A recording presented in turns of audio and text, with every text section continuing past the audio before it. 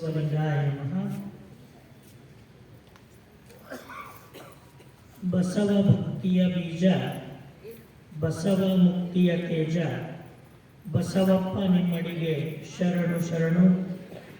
ಬಸವ ಗುರುಪದ ಧ್ಯಾನ, ಬಸವ ಶಿವಪದ ಧ್ಯಾನ, ಬಸವ ಧ್ಯಾನವೇ ಧ್ಯಾನ ಯೋಗಿನಾಥ. ಸ್ವಾನುಭಾವದ ನೆಲೆಯ ನಾನೇನ ಬಲ್ಲೆನೈ, ನೀನೇ ಒಳಪೊಕ್ಕು ಏನ ನುಡಿಸಿಗಡಾನು ನುಡಿವೆನೈ ಗುರುವೆ ಕೃಪೆಯಾಗು.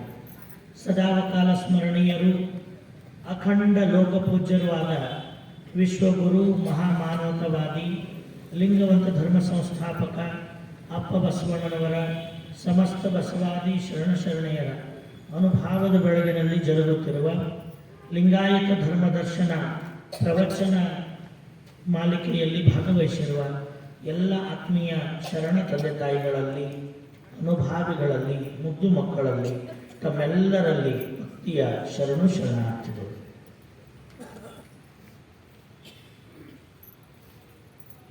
ಅಷ್ಟಾವರಣ ತತ್ವಗಳಲ್ಲಿ ಒಂದಾಗಿರುವ ಪರಶಿವನ ಮೂಲ ನಾಮವೇ ತಾನಾದ ಮಂತ್ರದ ಸ್ವರೂಪವನ್ನು ಕುರಿತು ಇವತ್ತಿನ ಅನುಭಾವ ಚಿಂತನೆಯನ್ನು ನಾವೆಲ್ಲ ಮಾಡಬೇಕಾಗಿದೆ.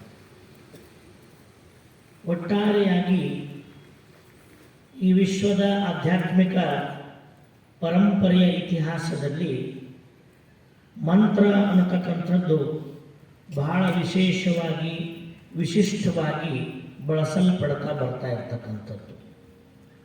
ಆ ಒಂದು ಮಾರ್ಗದಲ್ಲಿ 12ನೇ ಶತಮಾನದಲ್ಲಿ ಗುರು ಬಸವಣ್ಣನವರಿಂದ ಪ್ರಣೀತವಾಗಿ ಬಂದ ಈ ಲಿಂಗಾಯತ ಧರ್ಮ ದರ್ಶನದಲ್ಲೂ ಕೂಡ ತನ್ನದೇ ಆಗಿರ್ತಕ್ಕಂಥ ಒಂದು ಮಂತ್ರದ ವಿಶಿಷ್ಟವಾಗಿರ್ತಕ್ಕಂಥ ಒಂದು ಚಿಂತನೆಯನ್ನು, ಅನುಭವವನ್ನು ನಮ್ಮ ಶರಣರು ವಚನಗಳ ಮುಖಾಂತರವಾಗಿ ನಮಗೆ ದರ್ಶನ ಮಾಡಿಸ್ತಾರೆ. ಹಾಗಾದರೆ ನಮ್ಮ ಲಿಂಗಾಯತ ಧರ್ಮದ ದರ್ಶನದ ನೆಲೆಯಲ್ಲಿ ಮಂತ್ರ ಅಂದರೆ ಏನು, ಯಾವುದಕ್ಕೆ ಮಂತ್ರ ಅಂತ ನಮ್ಮ ಶರಣರು ಕರೆದರು, ಯಾವುದು ಮಂತ್ರ ಅಂತಕ್ಕಂಥ ವಿಚಾರವನ್ನು ನಾವು ಮಾಡಿದರೆ ಇದಕ್ಕೆ ಉತ್ತರಾನ ಧರ್ಮಗುರು ಬಸವಣ್ಣನವರೇ ತಮ್ಮ ವಚನದಲ್ಲಿ ಬಹಳ ತಾತ್ವಿಕವಾಗಿ ಕೊಡುತ್ತಾರೆ. ಯಾವುದು ಈ ಧರ್ಮಕ್ಕೆ ಮಂತ್ರ, ಈ ಧರ್ಮೀಯರು ಯಾವುದನ್ನು ಮಂತ್ರ ಅಂತ ಸ್ವೀಕಾರ ಮಾಡಬೇಕು ಅನ್ನೋ ನಿರ್ಣಯವನ್ನೇ ಕೊಡ್ತಾರೆ. ಆ ನಿರ್ಣಯ ಕೊಟ್ಟ ಕಾರಣಕ್ಕೇನೋ ಬಹುಶಃ ಮೊಗ್ಗೆ ಮಾಯಿ ದೇವರು ಬಸವಣ್ಣನವರ ಕುರಿತು ಹೇಳುವಾಗ ಜಯ ಬಸವೇಶ ಭಕ್ತ ಜನಭಾಗ್ಯ ಶುಭೋದಯ ಲಿಂಗವಂತ ನಿರ್ಣಯ ಪರಮಾವತಾರ ಅಂತ ಹೇಳ್ತಾರೆ. ಈ ಧರ್ಮಕ್ಕೆ ಒಂದು ನಿರ್ಣಯಾತ್ಮಕವಾದ ನೆಲೆಕಲೆಗಳನ್ನು ಕಲ್ಪಿಸಿಕೊಟ್ಟವರು ಗುರು ಬಸವಣ್ಣನವರು. ಹಾಗೆ ಕೊಟ್ಟಂಥ ನಿರ್ಣಯಗಳಲ್ಲಿ ಈ ಧರ್ಮಕ್ಕೆ ಮಂತ್ರ ಅಂತ ಯಾವುದನ್ನು ಅಳವಡಿಸಬೇಕು ಅನ್ನುವಂಥ ನಿರ್ಣಯವನ್ನು ಸ್ವತಃ ಗುರು ಬಸವಣ್ಣನವರೇ ತಮ್ಮ ಸ್ವಾನುಭಾವದ ಬೆಳಕಿನಲ್ಲಿ ಕಂಡುಕೊಂಡು ಈ ಧರ್ಮಕ್ಕೊಂದು ಮಂತ್ರ ಅಂತ ಮಂತ್ರ ತತ್ವವನ್ನು ಕೊಡ್ತಾರೆ. ಅಂದರೆ ಯಾವುದು ಬಸವಣ್ಣನವರು ಕೊಟ್ಟ ಮಂತ್ರ ನಮಗೆಲ್ಲ? ಅಕಟಕಟ ಬೆಳಗು ಭಿನ್ನಾಣವೆಂಬುದೇನೋ, ಅಕಟಕಟ ಬೆಳಗು ಭಿನ್ನಾಣವೆಂಬುದೇನೋ, ಓಂ ನಮಃ ಶಿವಾಯ ಎಂಬುದೇ ಮಂತ್ರ, ಓಂ ನಮಃ ಶಿವಾಯ ಎಂಬುದೇ ತಂತ್ರ, ನಮ್ಮ ಕೂಡಲ ಸಂಗಮ ದೇವರ ನೆನೆಯುವುದೇ ಮಂತ್ರ, ನೆನೆಯುವುದೇ ಮಂತ್ರ.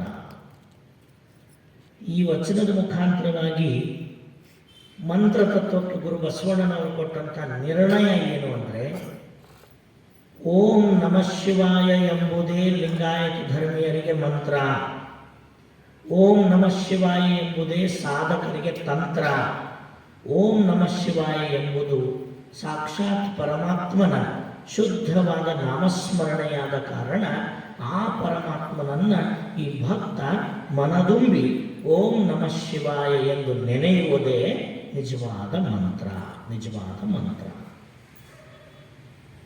ಇದನ್ನೇ ಅವರು ಯಾಕೆ ಮಂತ್ರ ಮಾಡಿಕೊಟ್ರು ಅಂದರೆ, ಗುರು ಬಸವಣ್ಣನವರು 12ನೇ ಶತಮಾನದಲ್ಲಿ ಅವತರಿಸುವ ಪೂರ್ವದಿಂದಲೂ ಕೂಡ ಹಲವಾರು ಮಂತ್ರಗಳು ಪ್ರಚಲಿತದೊಳಗಿದ್ದವು, ಹಲವಾರು ಮಂತ್ರಗಳಿದ್ದವು ಇಲ್ಲಿ. ಅದನ್ನು ಷಣ್ಮುಖ ಶಿವಯೋಗಿಗಳು ಹೆಂಗೆ ಹೇಳ್ತಾರಂದ್ರೆ, ಸಪ್ತಕೋಟಿ ಮಹಾಮಂತ್ರ, ಉಪಮಂತ್ರ ಕೋಟ್ಯಾನುಕೋಟಿ. ಎಷ್ಟಿದ್ವಂತ್ರಿ ಜಗತ್ತಿನ ಮಂತ್ರಗಳು? ಸಪ್ತಕೋಟಿ ಮಹಾಮಂತ್ರ, ಅವಕ್ಕೆ ಉಪಮಂತ್ರ ಮತ್ತೆ ಕೋಟ್ಯಾನುಕೋಟಿ. ಒಟ್ಟು 7 ಕೋಟಿ ಮಹಾಮಂತ್ರಗಳಿದ್ವಂತ, ಅವಕ್ಕೆ ಮತ್ತು ಕೋಟ್ಯಾನುಕೋಟಿ ಉಪಮಂತ್ರಗಳಿದ್ವಂತ.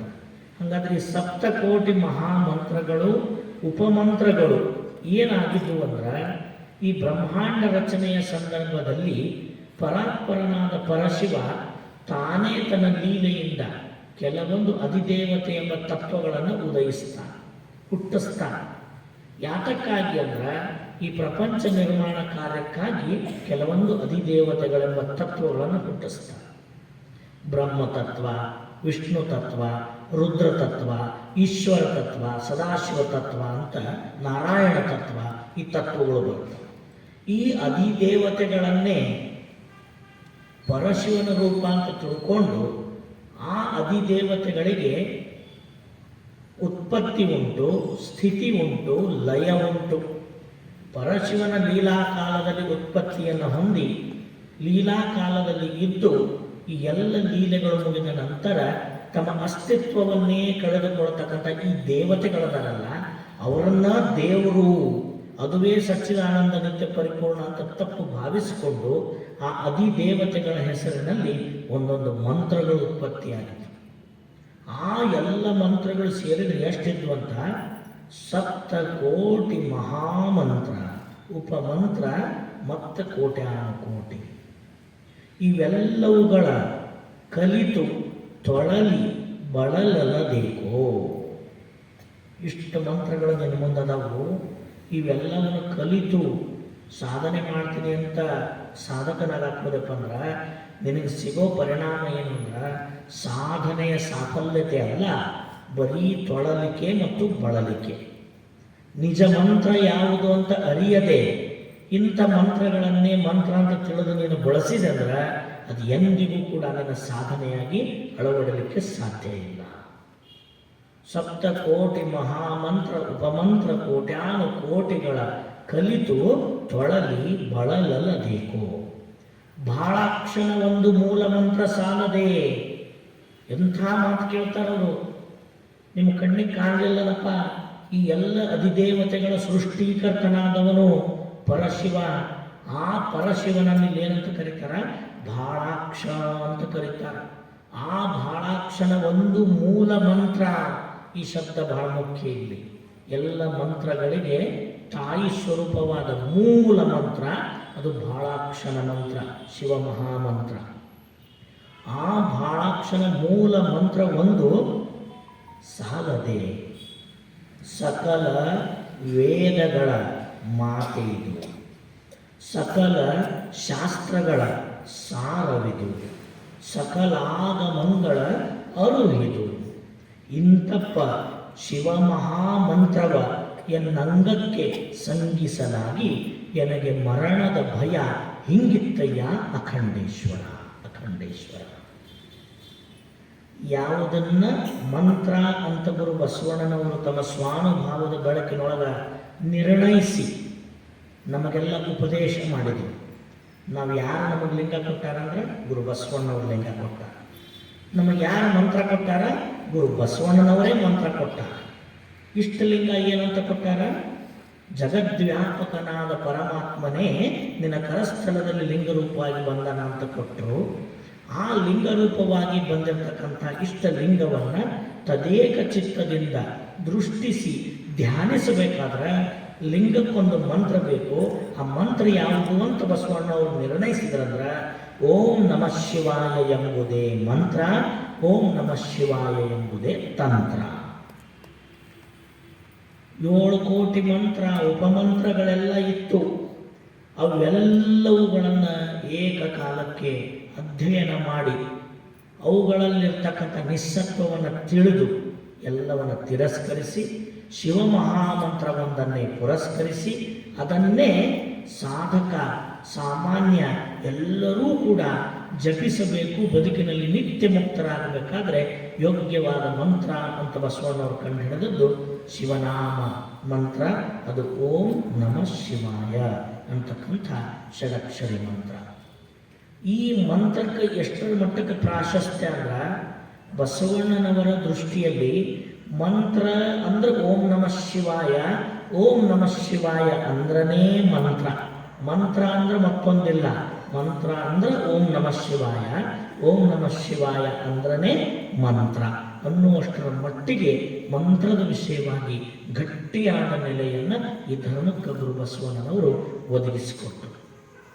ಆ ಮಂತ್ರ ಎಲ್ಲದಕ್ಕೂ ಕೂಡ ಮೂಲ ಸ್ವರೂಪವಾದದ್ದು. ಯಾವ ವೇದಗಳನ್ನು ಜ್ಞಾನ ರೂಪ ಅಂತ ಕರೆದಾರಲ್ಲ, ಆ ಚತುರ್ವೇದಗಳನ್ನು ಮುಂದಿಟ್ಟು ಹೇಳ್ತಾರ.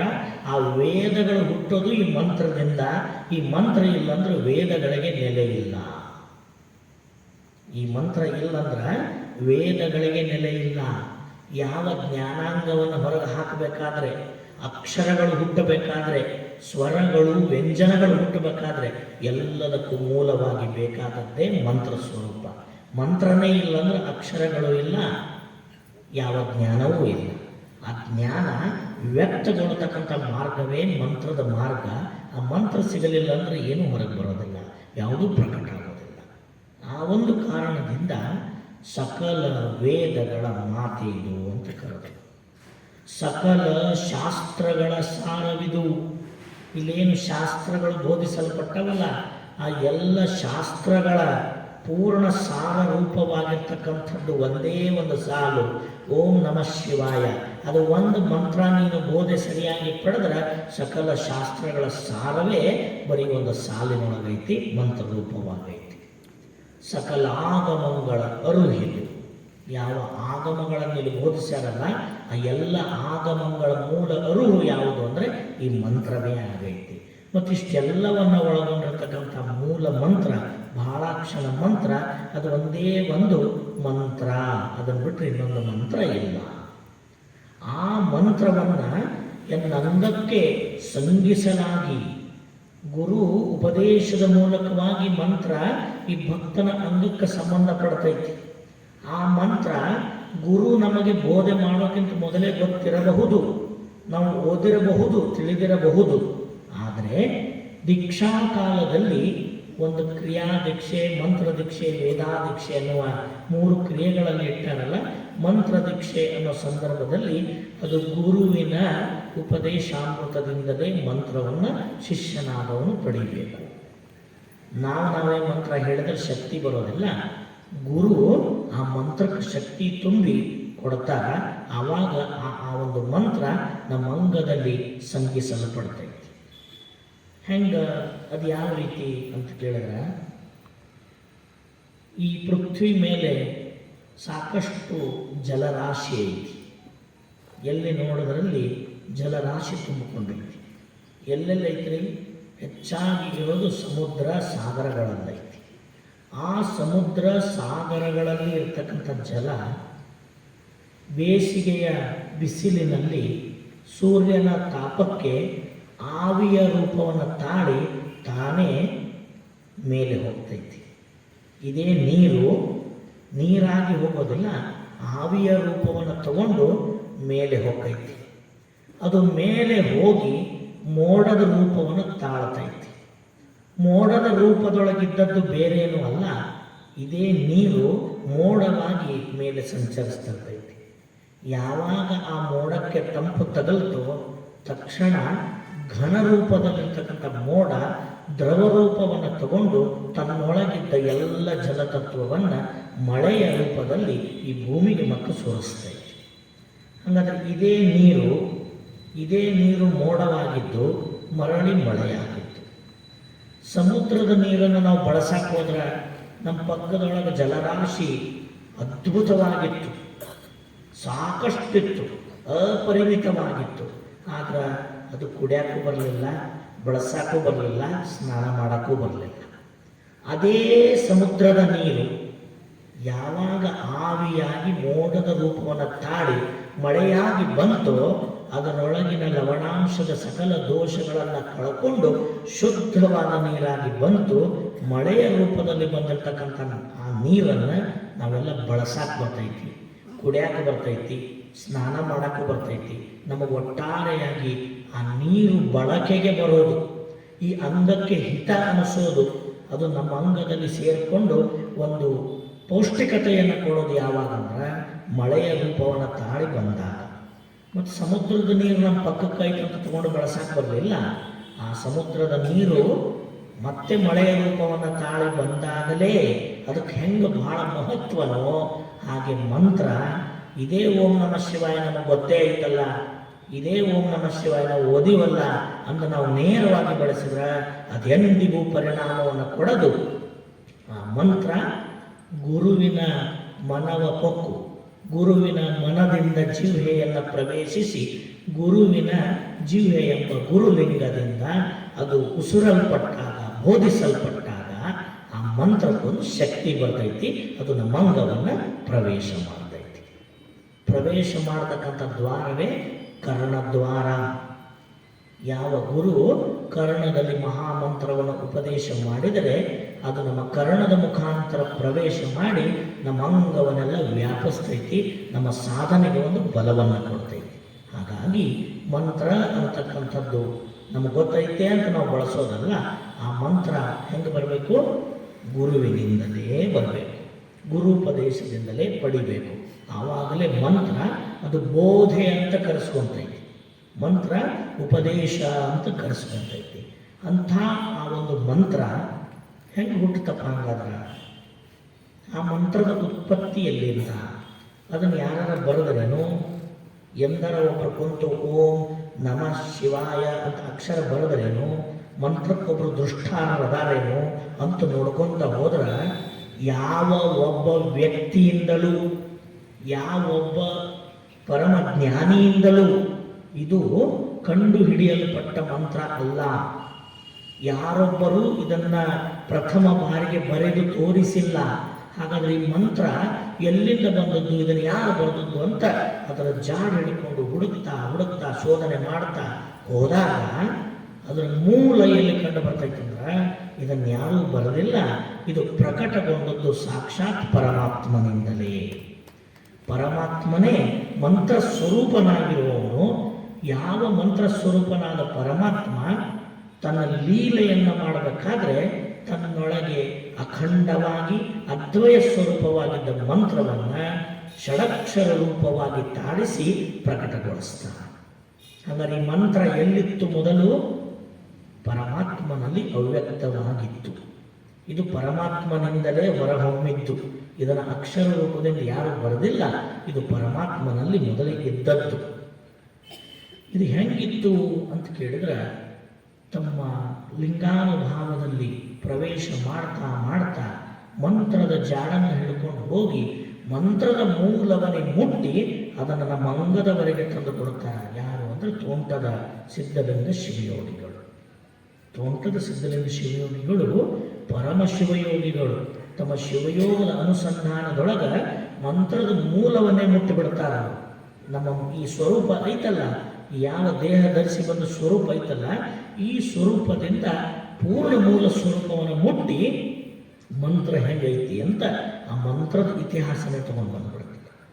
ಅವ್ರು ಹೆಂಗೆ ಹೇಳ್ತಾರಂದ್ರೆ, ನಾಮ ರೂಪ ಕ್ರಿಯೆಗಳೇನೂ ಇಲ್ಲದ ನಿತ್ಯ ನಿರಂಜನ ವಸ್ತು ತಾನೇ ನಿರಂಜನ ಪ್ರಣವ ಸ್ವರೂಪವೆನಿಸಿತ್ತು ನೋಡ. ನಾಮ ರೂಪ ಕ್ರಿಯೆಗಳು ಏನೂ ಇಲ್ಲದ ನಿತ್ಯ ನಿರಂಜನ ವಸ್ತು ಅದು ತಾನೇ ನಿರಂಜನ ಪ್ರಣವವೆನಿಸಿತ್ತು ನೋಡ. ಆ ನಿರಂಜನ ಪ್ರಣವವು ತಾನೇ ಶುದ್ಧ ಪ್ರಣವ ರೂಪವಾಯಿತು ನೋಡ. ಆ ಶುದ್ಧ ಪ್ರಣವದಲ್ಲಿ ಚಿತ್ಕಲೆ ಉದಯವಾಗಲು ತಾನೇ ಚಿತ್ ಪ್ರಣವವೆಂದೆನಿಸಿತ್ತು ನೋಡ. ಆ ಚಿತ್ತಿನಲ್ಲಿ ಪರಾಶಕ್ತಿ ಉದಯವಾಗಲು ಆ ಪರಾಶಕ್ತಿ ಚಿತ್ತಿನೊಂದಿಗೆ ಒಡಗೂಡಿ ನಾದ ಬಿಂದು ಕಳೆಗಳಾದವು. ಅಕಾರವೇ ನಾದ, ಉಕಾರವೇ ಬಿಂದು ಮಕಾರವೇ ಕಳೆ. ಇಂತಿ ತ್ರಿವಿಧಕ್ಕೆ ತಾಯಿ ಚಿತ್ತು. ಆ ತಾಯಿ ಸ್ವರೂಪವಾದ ಚಿತ್ತಿನೊಂದಿಗೆ ನಾದ ಬಿಂದು ಕಳೆಗಳು ಸೇರಿಕೊಳ್ಳಲು ಅಖಂಡ ಪರಿಪೂರ್ಣ ಗೋಳಾಕಾರವೊಬ್ಬ ಓಂಕಾರವೆಂಬ ಪ್ರಣವವಾಯಿತು ನೋಡ. ಆ ಓಂಕಾರವೆಂಬ ಪ್ರಣವವು ತಾನೇ ಮಹಾಲಿಂಗವೆಂಬ ನಾಮವನೈದಿತ್ತು. ಆ ಮಹಾಲಿಂಗಕ್ಕೆ ಪಂಚಲಕ್ಷಣಗಳು. ಅವಾವುವೆಂದರೆ ತಾರಕಾಕೃತಿ, ದಂಡಕಾಕೃತಿ, ಕುಂಡಲಾಕೃತಿ, ಅರ್ಧಚಂದ್ರಾಕೃತಿ ಮತ್ತು ಬಿಂದುವಾಕೃತಿ. ತಾರಕಾಕೃತಿಯಲ್ಲಿ ನಕಾರವೆಂಬ ಪ್ರಣವದ ಜನನ, ದಂಡಕಾಕೃತಿಯಲ್ಲಿ ಮಕಾರವೆಂಬ ಪ್ರಣವದ ಜನನ, ಮೂರನೇದ್ದು ಕುಂಡಲಾಕೃತಿಯಲ್ಲಿ ಶಿಖಾರವೆಂಬ ಪ್ರಣವದ ಜನನ, ನಾಲ್ಕನೇದ್ದು ಅರ್ಧಚಂದ್ರಾಕೃತಿಯಲ್ಲಿ ವಕಾರವೆಂಬ ಪ್ರಣವದ ಜನನ, ಕೊನೆಯದು ಐದನೇದ್ದು ಬಿಂದುವಾಕೃತಿಯಲ್ಲಿ ಯಕಾರವೆಂಬ ಪ್ರಣವದ ಜನನ. ಇಂತಿ ಮೂಲ ಓಂಕಾರ ಪ್ರಣವದಿಂದಲೇ ನಮಃ ಶಿವಾಯ ಎಂಬ ಪಂಚಾಕ್ಷರಗಳು ಉತ್ಪತ್ತಿಯಾದವು ನೋಡ. ಓಂಕಾರದೊಂದಿಗೆ ಬೆರೆಯಲು ಓಂ ನಮಃ ಶಿವಾಯ ಎಂಬ ಷಡಕ್ಷರ ಮಂತ್ರವಿದೆಂದು ಹೇಳಲ್ಪಟ್ಟಿತ್ತು ನೋಡ ಮಹಾಲಿಂಗ ಗುರು ಶಿವಸಿದ್ದೇಶ್ವರ ಪ್ರಭುವೇ. ಬಹುಶಃ ಈ ವಚನ ಕೇಳಿದ ಕೂಡಲೇ ವಿಮಾನಕ್ಕಿಂತ ಮ್ಯಾಗ ಹಾದು ಹೋಗ್ಬಿಡ್ತಿದ್ದೆ. ವಚನ ಹತ್ತಲೇ ಇಲ್ಲಲ್ಲ, ನಮಗೆ ತಿಳಿತೈತ್ರಿ, ಏನಿಲ್ಲ. ಅದೇ ಸ್ವರೂಪದಾಗ ನಾವು ಬಂದೀವಿ ಅಂದಾಗ ನಮ್ಮನ್ನು ಬಿಟ್ಟು ಈ ಮಂತ್ರ ಇಲ್ಲ, ಮಂತ್ರ ಬಿಟ್ಟು ನಾವಿಲ್ಲ. ಒಮ್ಮೆ ವಿಚಾರ ಮಾಡ್ಕೊತ ಹೋದ್ರೆ ಹೆಂಗೆ ಅನಿಸ್ತೈತಲ್ಲಂದ್ರೆ, ಇವತ್ತಿನ ಕಾಲದೊಳಗೆ ನಮಗೆ ಎಷ್ಟೆಲ್ಲ ಸಾಕಷ್ಟು ಸೌಲಭ್ಯಗಳದಾವ. ಇಷ್ಟೆಲ್ಲ ಸೌಲಭ್ಯಗಳ ಮಧ್ಯದೊಳಗಿದ್ರೂ ಕೂಡ ಆ ವಚನದೊಳಗಿರುವಂಥ ತತ್ವಾರ್ಥದ ಯಥಾರ್ಥ ವಿವೇಚನೆ ಮಾಡಕ್ಕೆ ನಮಗಾಗೋದೇ ಇಲ್ಲ, ಅರ್ಥನ ಆಗೋದಿಲ್ಲ. ಇನ್ನು ಅವರು ಎಷ್ಟರ ಎತ್ತರಕ್ಕೆ ಹೋಗಿದ್ರಪ್ಪ ಆಗಿನ ಕಾಲದಾಗ. 900 ವರ್ಷಗಳ ಹಿಂದೆ ಇಂಥ ಯಾವ ಸೌಲಭ್ಯಗಳೂ ಇರಲಿಲ್ಲ. ನಮಗೆ ಇಷ್ಟು ವಚನದ ಪುಸ್ತಕ ಅದಾವು, ಪುಸ್ತಕಗಳಿಗೆ ಟೀಕು ಬರೆದು ಕೊಟ್ಟಾರ, ಅನುಭವ ಮಾಡಿಕೊಟ್ಟಾರ, ಪ್ರವಚನಗಳು ನಡೀತಾವೆ. ಎಲ್ಲ ಮಾಡಿದರೂ ತೆಲಿಗೆ ಹತ್ತಕ್ಕಾಗದು. ಅವ್ರಿಗೆ ಹೆಂಗೆ ಯಾರು ಹೇಳಿಕೊಡೋರು ಇದ್ದಿದ್ದಿಲ್ಲ, ಅವರಿಗೆ ಇಷ್ಟೆಲ್ಲ ಹೇಳಿಕೊಡೋರು ಯಾರೂ ಇದ್ದಿದ್ದಿಲ್ಲ. ಇದೆಲ್ಲವೂ ಅವರ ಸ್ವಂತ ಪ್ರಯತ್ನದ ಸ್ವಾನುಭಾವದಿಂದ ಮೂಡಿ ಬಂದದ್ದಿದೆ. ಬಹಳ ದೊಡ್ಡ ಶಕ್ತಿ ಇತ್ತು ಅವರಿಗೆ. ಆ ಶಕ್ತಿಯನ್ನು ಸಾಧನೆಯಿಂದ ಹೆಂಗೆ ಗಳಿಸ್ಕೊಂಡಿದ್ರಪ್ಪ ಅವರಂದ್ರೆ, ಅವ್ರಿಗೆ ಮತ್ತೊಬ್ಬರು ಕುಂತು ಬೋಧೆ ಮಾಡಿಲ್ಲ, ಮತ್ತೊಬ್ಬರು ಪುಸ್ತಕ ಕೊಟ್ಟು ಕಲಿಸಿಲ್ಲ. ಇಷ್ಟಲಿಂಗ ಹಿಡ್ಕೊಂಡು ಶಿವಯೋಗವನ್ನು ಮಾಡ್ತಾ ಆ ಲಿಂಗದ ಗರ್ಭದೊಳಗೆ ಪ್ರವೇಶ ಮಾಡಿದ್ರಲ್ಲ, ಅಖಿಲಾಂಡ ಕೋಟಿ ಬ್ರಹ್ಮಾಂಡವನ್ನೊಳಗೊಂಡ ಲಿಂಗ ಅವರಿಗೆ ತನ್ನ ಪರಿಪೂರ್ಣ ಸ್ವರೂಪ ದರ್ಶನನೇ ಮಾಡಿಸ್ಬಿಡುತ್ತೆ. ಅದಕ್ಕೆ ಪ್ರಭುದೇವರು ನಿರ್ಣಯ ಕೊಟ್ಟು ಬಿಡ್ತಾರೆ, ಲಿಂಗವನರಿದ ಬಳಿಕ ಮತ್ತೇನ ನರಿದಡೆಯೂ ಫಲವಿಲ್ಲ. ಅದನ್ನು ತಿಳಿದು ಬಿಟ್ರೆ, ಲಿಂಗದ ಒಳಗೆ ಹೊಕ್ಕ ಬಿಟ್ರೆ ಈ ಜಗತ್ತಿನ ಸಕಲವೂ ನಿನ್ನ ಕೈವಶನೇ ಆಕೈತಿ. ಅವಾಗ ಹೇಳೋರು ಕೇಳೋರು ಅಂತಿಬ್ರು ಇರೋದೇ ಇಲ್ಲ. ಅಖಂಡ ಸ್ವರೂಪ ನೀನೇ ಆಗಿರ್ತೀಯ. ಈ ಒಂದು ಎತ್ತರ, ಈ ಅನುಭವದ ನಿಲುವು ಅವ್ರಿಗೆ ಹೆಂಗರ ಪ್ರಾಪ್ತಿ ಆಗಪ್ಪ ಆಗಿನ ಕಾಲದಾಗ. ಹೆಂಗೆ ವಿಚಾರ ಮಾಡಿದ್ರು. ವಚನದ ಒಂದೊಂದು ಶಬ್ದ ಅರ್ಥ ಆಗಲ್ರಿ, ಒಂದೊಂದು ಸಾಲು ತಿಳಿಯೋದಿಲ್ಲ. ಒಮ್ಮೊಮ್ಮೆ ತಿಳಿಲಿಲ್ಲ ಅಂದ್ರೆ ಹಿಡ್ಕೊಂಡು ದಿನಪೂರ್ತಿ ಕುಂದಿರ್ಬೇಕಾದ್ರೆ ಕೂಡ ವಿಚಾರ ಮಾಡಬೇಕು. ಅಷ್ಟು ಮಾಡಿದ್ರು ನಮಗೆ ಹೊಳೆಯೋದಿಲ್ಲ. ಅಷ್ಟು ಎತ್ತರಕ್ಕೆ ಅವರು ಹೋಗಿದ್ರಲ್ಲ, ಇದೇನು ಸಾಮಾನ್ಯವಾಗುತ್ತಲ್ಲ. ಈ ಎತ್ತರವನ್ನು ಅರ್ಥ ಮಾಡ್ಕೋಬೇಕಾದ್ರೆ ಅವ್ರ ಪಥದೊಳಗೆ ನಡೆಯುವಂಥ ಪ್ರಯತ್ನ ಮಾಡಿದ್ರೇ ತಿಳಿಯೋದು ಹೊರತು, ನಾವು ಲೌಕಿಕದೊಳಗೆ ಲೌಕಿಕರಾಗಿ ಉಳಿದು ವಚನ ತಿಳ್ಕೊಂತೀವಂದ್ರೆ ಅದು ವಚನ ಮಾತ್ರನೂ ಸುಳಿಯೋದಿಲ್ಲ. ಒಂದಿಷ್ಟು ಪರಿವರ್ತನೆಗಳನ್ನು ಮಾಡ್ಕೊಳಕ್ಕೆ ಬೇಕು, ನಾವು ಒಂದಿಷ್ಟು ಅಂತರ್ಮುಖಿ ಆಗಕ್ಕೆ ಬೇಕು. ಯಾಕಿದನ್ನು ಹೇಳೋದಂದ್ರೆ, ಇವತ್ತಿನ ಈ ವಚನ ಐತಲ್ಲ, ಮಂತ್ರದ ಸ್ವರೂಪವನ್ನು ನಮಗೆ ದರ್ಶನ ಮಾಡಿಸೋದು, ಇದು ಬಹಳ ಅನುಭಾವಕ್ಕೆ ಎತ್ತರದ ವಚನ. ಇದನ್ನು ತಗೊಂಡದ್ದು ಸಿದ್ಧಲಿಂಗ ಶಿವಯೋಗಿಗಳು ಇನ್ಯಾವುದೇ ಒಂದು ರಹಸ್ಯದ ಪುಸ್ತಕ ಓದಿ ಬರೆದದ್ದಲ್ಲಿದು, ಅವರೇ ಕಂಡುಕೊಂಡ ಸತ್ಯ ಇದೆ. ಯಾವುದನ್ನ ನಾಮ ರೂಪ ಕ್ರಿಯೆಗಳಿಲ್ಲದ ನಿತ್ಯ ನಿರಂಜನ ವಸ್ತು ಅಂದ್ರಲ್ಲ, ಆ ನಾಮ ರೂಪ ಕ್ರಿಯಾರಹಿತವಾದ ನಿತ್ಯ ನಿರಂಜನ ವಸ್ತುವಿನ ನಿಲುವನ್ನು ಅವರು ಪಡೆದಿದ್ರು. ಅವರಿಗೆ ಅದು ಅಂತರ್ಗತವಾಗಿತ್ತು. ಹಂಗಂತ ಅವ್ರು ಇಷ್ಟು ಸರಳವಾಗಿ ಅದನ್ನು ನಮಗೆ ತೋರಿಸ್ಕೊಟ್ಟರು. ಯಾರ ಹೇಳಿದ್ದನ್ನು ಹೇಳಕ್ಕೆ ಹೋದ್ರೆ ಬರೋದಲ್ಲ, ಅದು ತಾವೇ ಕಂಡಿದ್ರು ಅದನ್ನು. ಈಗ ಯಾರ ಅಮೇರಿಕಕ್ಕೆ ಹೋಗಿ ಬಂದರು ಅಂದ್ರೆ ಪ್ರವಾಸ ಕಥನ ಬರೀತಾರೆ ಅಥವಾ ಭಾಷಣ ಮಾಡಕ್ಕೆ ಹಚ್ಚಿದ್ರೆ ಹೇಳ್ತಾರೆ. ಹೆಂಗೆ ಹೇಳ್ತಾರೆ ಅವರು? ಕುಂತದ್ದು, ನಿಂತದ್ದು, ಕಂಡದ್ದು, ಬಿಟ್ಟದ್ದು ತಿಳಿಸಿ ಹೇಳ್ತಾರೆ. ಅದು ಮತ್ತೊಬ್ಬರು ಹೇಳಿದ್ದನ್ನು ಕೇಳಿ ಹೇಳಕ್ಕೆ ಹೋದ್ರೆ ಅದ್ರಾಗ 10 ಶಬ್ದ ಹೋಗಿರ್ತಾವೆ ಆ ಕಡೆಗೆ. ಆದರೆ ಸ್ವತಃ ಅನುಭವಿಸಿದವರು ಆ ಅನುಭವವನ್ನು ಎಳೆಯಾಗಿ ಬಿಡಿಸಿ ಹೇಳಬಲ್ಲರು. ಹಾಗೆ ತೋಂಟದ ಸಿದ್ಧಲಿಂಗ ಶಿವಯೋಗಿಗಳು ಮಂತ್ರದ ಯಥಾರ್ಥ ಸ್ವರೂಪವನ್ನು ಯಾಕೆ ಕೊಡಕತ್ತಾರಂದ್ರೆ, ಆ ಮಂತ್ರದ ಮೂಲವನ್ನು ಇಷ್ಟಲಿಂಗದ ಅನುಸಂಧಾನದೊಳಗೆ ಅವರು ಕಂಡುಬಿಟ್ಟಿದ್ರು, ಮುಟ್ಟಿಬಿಟ್ಟಿದ್ರು ಅದನ್ನು. ಹಂಗಂತವ್ರಿಗೆ ಸಾಧ್ಯ ಆಯ್ತು. ಅದಕ್ಕೆ ಅವ್ರು ಏನಂತಾರೆ, ಮಂತ್ರದ ಮೂಲ ಎಲ್ಲೈತಪ್ಪ ಅಂದ್ರೆ ನಿತ್ಯ ನಿರಂಜನ ಪರಂಜ್ಯೋತಿ ವಸ್ತು. ಅದರ ಸ್ಥಿತಿ ಹೆಂಗಂದ್ರೆ ನಾಮ ರೂಪ ಕ್ರಿಯೆಗಳಿಲ್ಲದ ಸ್ಥಿತಿ. ನಾಮ ಇಲ್ಲ, ಅದಕ್ಕೊಂದು ರೂಪ ಇಲ್ಲ, ಯಾವ ಕ್ರಿಯೆಗಳೂ ಇಲ್ಲ. ಹಾಗಾದ್ರೆ ಇವು ಮೂರು ಅದಕ್ಕೆ ಬರ್ತಾವು. ಯಾವಾಗ ಬರ್ತಾವು ಅಂದ್ರೆ ಆ ಪರಂಜ್ಯೋತಿ ವಸ್ತು ಲೀಲೆಗೆ ಒಳಪಟ್ಟಾಗ ಅದಕ್ಕೆ ಪರಮಾತ್ಮ ಅಂತ ಕರೀರಿ, ದೇವರಂತ ಕರೀರಿ, ಪರವಸ್ತು ಅಂತ ಕರೀರಿ, ಹೆಸರು ಬರ್ತೈತಿ. ಹೌದಲ್ಲ? ರೂಪ ಅದು ತಾನೊಂದು ರೂಪ ತಾಳ್ತೈತಿ ಮೊಟ್ಟ ಮೊದಲು, ಅವಾಗ ಅದಕ್ಕೆ ಮಹಾಲಿಂಗ ಅಂತ ಕರೀತೀವಿ.